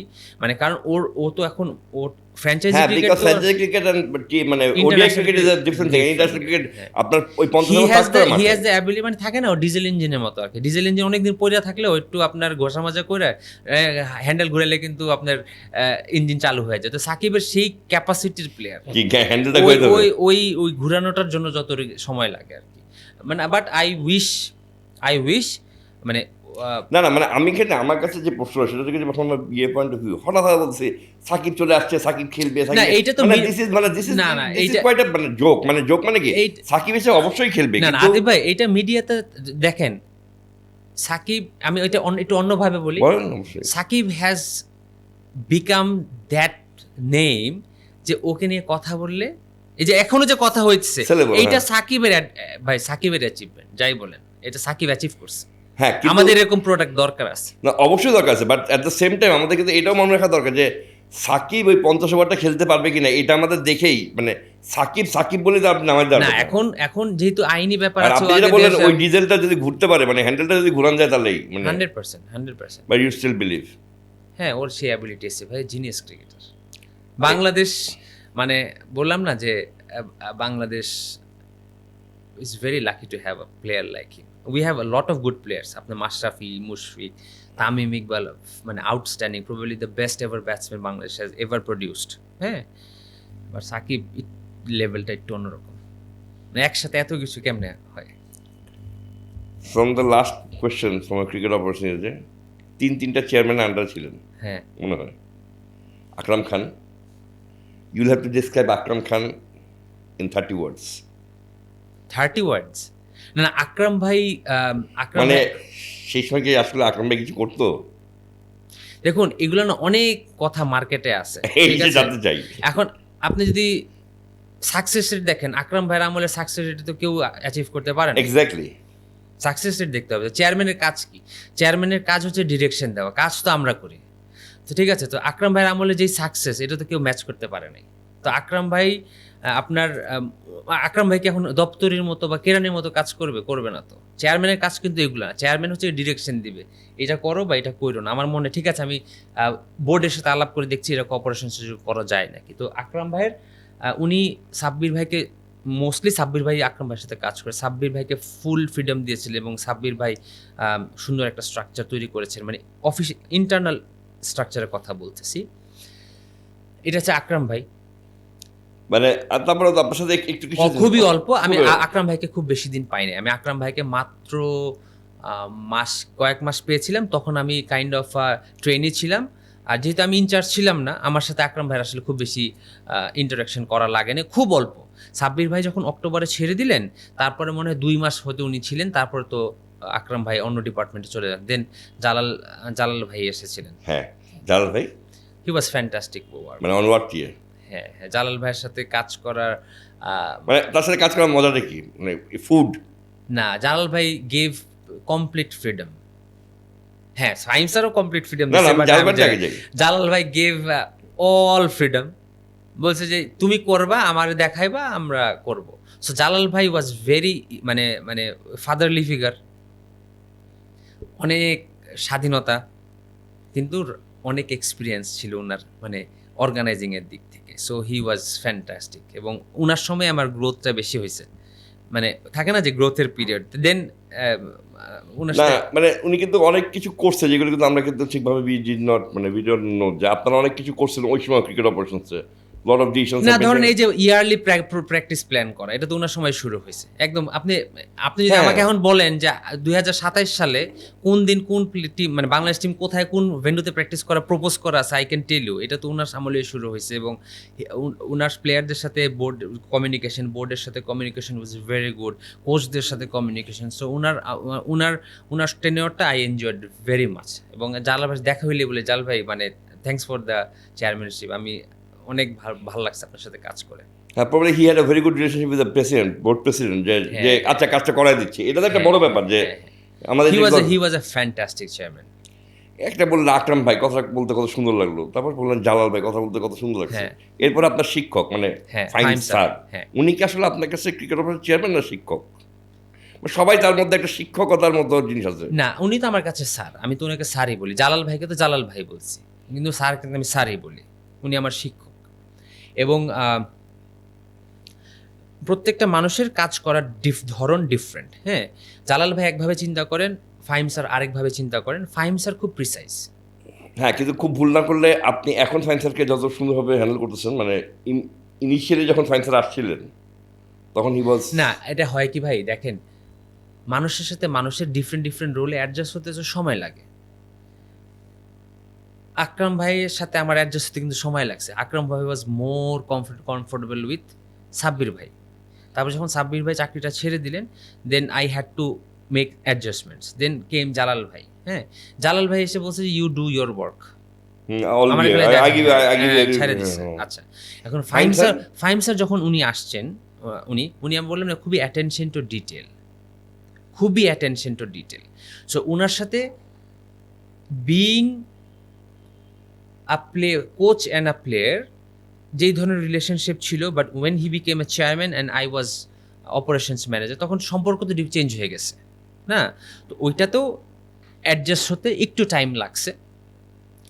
ধরেন আমার কাছে মনে হচ্ছে যে ঠিক আছে, জালাল ভাইয়ের সময় তো জালাল ভাই তো ফ্রিডম ছিল, কিন্তু স্যার এত অ্যাটেনশনটা ডিটেল, পরে আস্তে আস্তে যখন মিলে গেছে, নাও ইট ইজ ভেরি ইজি। না, কিন্তু ওই সময়টা কেমন ছিল আপনার? মানে আমি নিজের পার্সোনাল অভিজ্ঞতা থেকে বলছি। আপনি একটা কথা বলতেন, স্যার হ্যাঁ শুনলাম নাফিস বলে উনি আকাশের দিকে তাকাতে থাকবেন এবং ইউ আর দেয়ার, মানে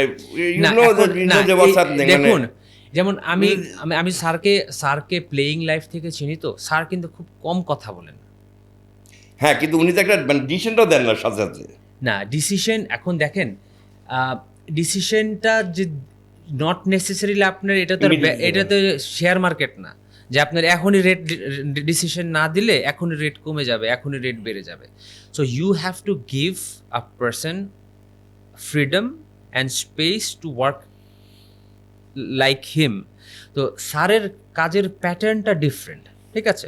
সো এখন যেমন এখন it has become very smooth, ঠিক আছে। স্যার যখন একটা দেশের বিশেষ পরিস্থিতিতে he became a board director, ঠিক আছে, এবং হওয়ার পর উনি বোর্ডে দীর্ঘদিন কাজ করেছেন, তারপরে ডিরেক্টর হয়েছে, রোল চেঞ্জ হয়েছে, তো উনারও তো অ্যাডজাস্ট হইতে সময় লাগছে না ভাই, এটা তো স্বাভাবিক। But now it has become very smooth.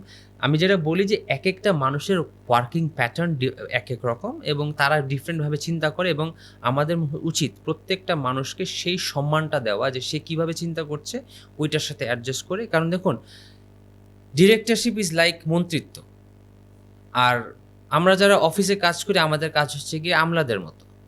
It's our duty to adjust with all the different মন্ত্রী। এখন ধরেন সেম সচিব আপনার আওয়ামী লীগের সাথেও কাজ করছে, ডক্টর ইউনূসের সাথেও কাজ করছে, এখন আবার বিএনপির সাথেও কাজ করতেছে। এখন কাজ তো করতে হবে, দিন শেষে উদ্দেশ্যটা করছে, হ্যাঁ এনসিপির সাথে করছে। তো দিন শেষে কাজটা কি? দিন শেষে কাজটা হচ্ছে গিয়ে বাংলাদেশ ক্রিকেট সামনের দিকে আগাচ্ছে কিনা। সো এবং আমি মনে করি বাংলাদেশ ক্রিকেটের ভবিষ্যৎ খুবই উজ্জ্বল। হ্যাঁ, আমাদের definitely board as a board আমাদের কিছু ল্যাকিং তো আছে, বাট ওই ল্যাকিংগুলো যদি আমরা রিকভার করতে পারি, যদি বোর্ডটা থাকে, দেখুন বোর্ড ভাঙবে, আপনি না, বোর্ড অফ ডিরেক্টরস চেঞ্জ হবে, এটাই প্রসেস। 4 বছর পর আপনি যদি যত জ্ঞান ধরেন কিচ্ছু হইল না, 4 বছর পর এমনিও চেঞ্জ হবে। আবার যদি অনেক সরকারি বা বেসরকারি বা যে কোনো প্রেশারই হোক 2 মাসে চেঞ্জ হবে। বোর্ডের মেয়াদ কিন্তু 4 বছরই। হ্যাঁ, কিন্তু বোর্ড চেঞ্জ হোক আর যে কোনো কিছু চেঞ্জ হোক, আপনার তো 2027 সালের প্ল্যানটা তো চেঞ্জ হবে না। দ্যাটস ইন প্লেস, ঠিক না? 100%। সো আমরা বোর্ড হয় কি, বোর্ড ভিশনারি হলে, বোর্ড যদি ভিশনারি, আমি বলবো ফাহিম স্যার অনেক attention to detail, but visionary Fahim sir আমি উনাকে আমার কোচিং লাইফ থেকেই তো চিনি এবং ওভাবেই তো জাজ করি। আমি একটা কথা বলতে পারি যে he is very knowledgeable and he has a lot of good in him, মানে গুড আইডিয়াস। এখন আপনি যেটা বললেন যে অনেক মানুষ আছে যার এক্সপ্রেশন ডিফারেন্ট, ঠিক আছে, কেউ হয়তো ঠাস করে বলে ফেলবে আমি এটা করতে চাই, কিন্তু কেউ হয়তো বলবে না। ডেফিনেটলি ওনার যে পরিমাণে এক্সপিরিয়েন্স এবং নলেজ আছে, আমি মনে করি উনি বাংলাদেশ ক্রিকেটে অনেক কিছু দিতে পারেন। এখনো দেয়ার আছে, আলহামদুলিল্লাহ। শেষ আমার লাস্ট ইয়ার থেকে, what will you do in the Eid programme হচ্ছে গিয়ে সকালবেলা ছেলেকে নিয়ে আব্বার বাসায় যাব, আব্বার সাথে নামাজ পড়বো, এইটাই আমার মেইন প্রোগ্রাম। তারপরে আপনি ছেলের সাথে খেলেন ক্রিকেট? না ভাই, ইটস ভেরি ডিফিকাল্ট। মানে ছেলেকে আমি বললাম তো, তানজিদ তামিমের কোচিং করানো যায়, ছেলেকে কোচিং করা যায় না ভাই, অনেক difficult. Even I tell him যে Shakib, Tamim feel so comfortable Tamim যখন তামিমের ওই যে একটা ফেজই আমি ওর সাথে কাজ করছি, ওই তামিম ওয়াজ স্ট্রাগলিং এগেইনস্ট ফাজল হক ফারুকি, ওই যে লেফট আর্ম ইনসুইং বলে কয়েকবার এলবিডব্লিউ, ওই difficult phase I work with him. সাকিবের সাথে চোখের সময় আই ওয়ার্ক, হ্যাঁ 3 মাস আই ওয়ার্ক উইথ হিম। হ্যাঁ, ওদের যে আমি ওর বলি যে আমি সাকিব তামিমের সাথে কাজ করে ফেলাম, তোমার আমি কোচিং করাইতে পারি না, because it's very difficult to, মানে এই ছেলেকে কোচিং করানো খুব ডিফিকাল্ট। ফুড, খাবার, হ্যাঁ ঈদে মানে ইউ হ্যাভ না নর্মাল ভাই, একদম আপনি মানে, আর আপনি যে ডিসিপ্লিন লাইফ লিড করেন, আপনি কি ঈদে আসলে মানে মাংস বেশি খেতে পারেন? খাই আমার বউ অনেক এইসব ব্যাপারে খুব, মানে এটা 3 days that I do work out, না আমি বলি আমার মানে এই যে খাবার দাবার ফিটনেসের ব্যাপারে এটা lot of credit goes to my wife. মানে শি মেইনটেইনস অ্যাজ ওয়েল, এবং সে সবসময় এনকারেজ করে। বেশি খাওয়া টা পছন্দ করে না, সো একটু লিমিট ক্রস করতে গেলেই বলে ফেলে। আবার যদি কোনো কারণে ধরেন ট্রেনিং করতেছি না বা একটু শরীরে শেপ একটু ডিফারেন্ট হয়ে যাইতেছে, তখন শি অলওয়েজ নোটিফাইজ যে না তোমার শেপটা ঠিক নাই, সো একটু কাজ করো।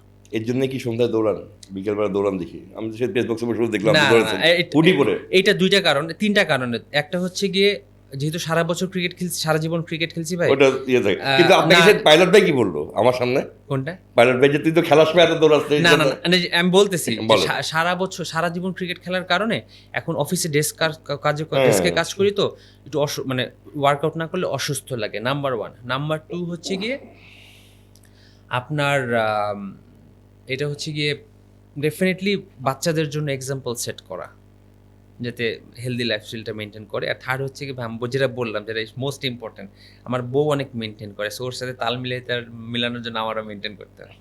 আর পাইলটের কথাটা এটা সত্য ওই সময়, বাট ওই সময় আমি যে পরিমাণ ব্যাটিং করতাম না, মানে দৌড়ানো অবশ্যই দরকার ছিল, বাট আমি মনে করি ওই আমলে ধরেন পুরো টিম যদি একসাথে 2 ঘন্টা ব্যাটিং করতো, আমি একা 2 ঘন্টা ব্যাটিং করতাম। সো ওই দিক দিয়ে আবার একটু ওয়ার্কআউট হয়ে যেত আর কি। Thank you very much nice ভাই। সুপ্রিয় দর্শক, শাহিন হাফিজের সাথে কথা শেষ হলো। বাংলাদেশের ক্রিকেট অপারেশনটা আসলে কীভাবে চলে, মানে তার মোটামুটি একটা সম্যক ধারণা আমরা পেলাম। আর তার চাইতে বড় কথা হলো গিয়ে তার কোচিং দর্শন কী, মেন্টরশিপটাকে তিনি কীভাবে দেখেন, এটা নিয়েও আমরা জানতে পারলাম। Thank you very much to be with us in deep mid wicket.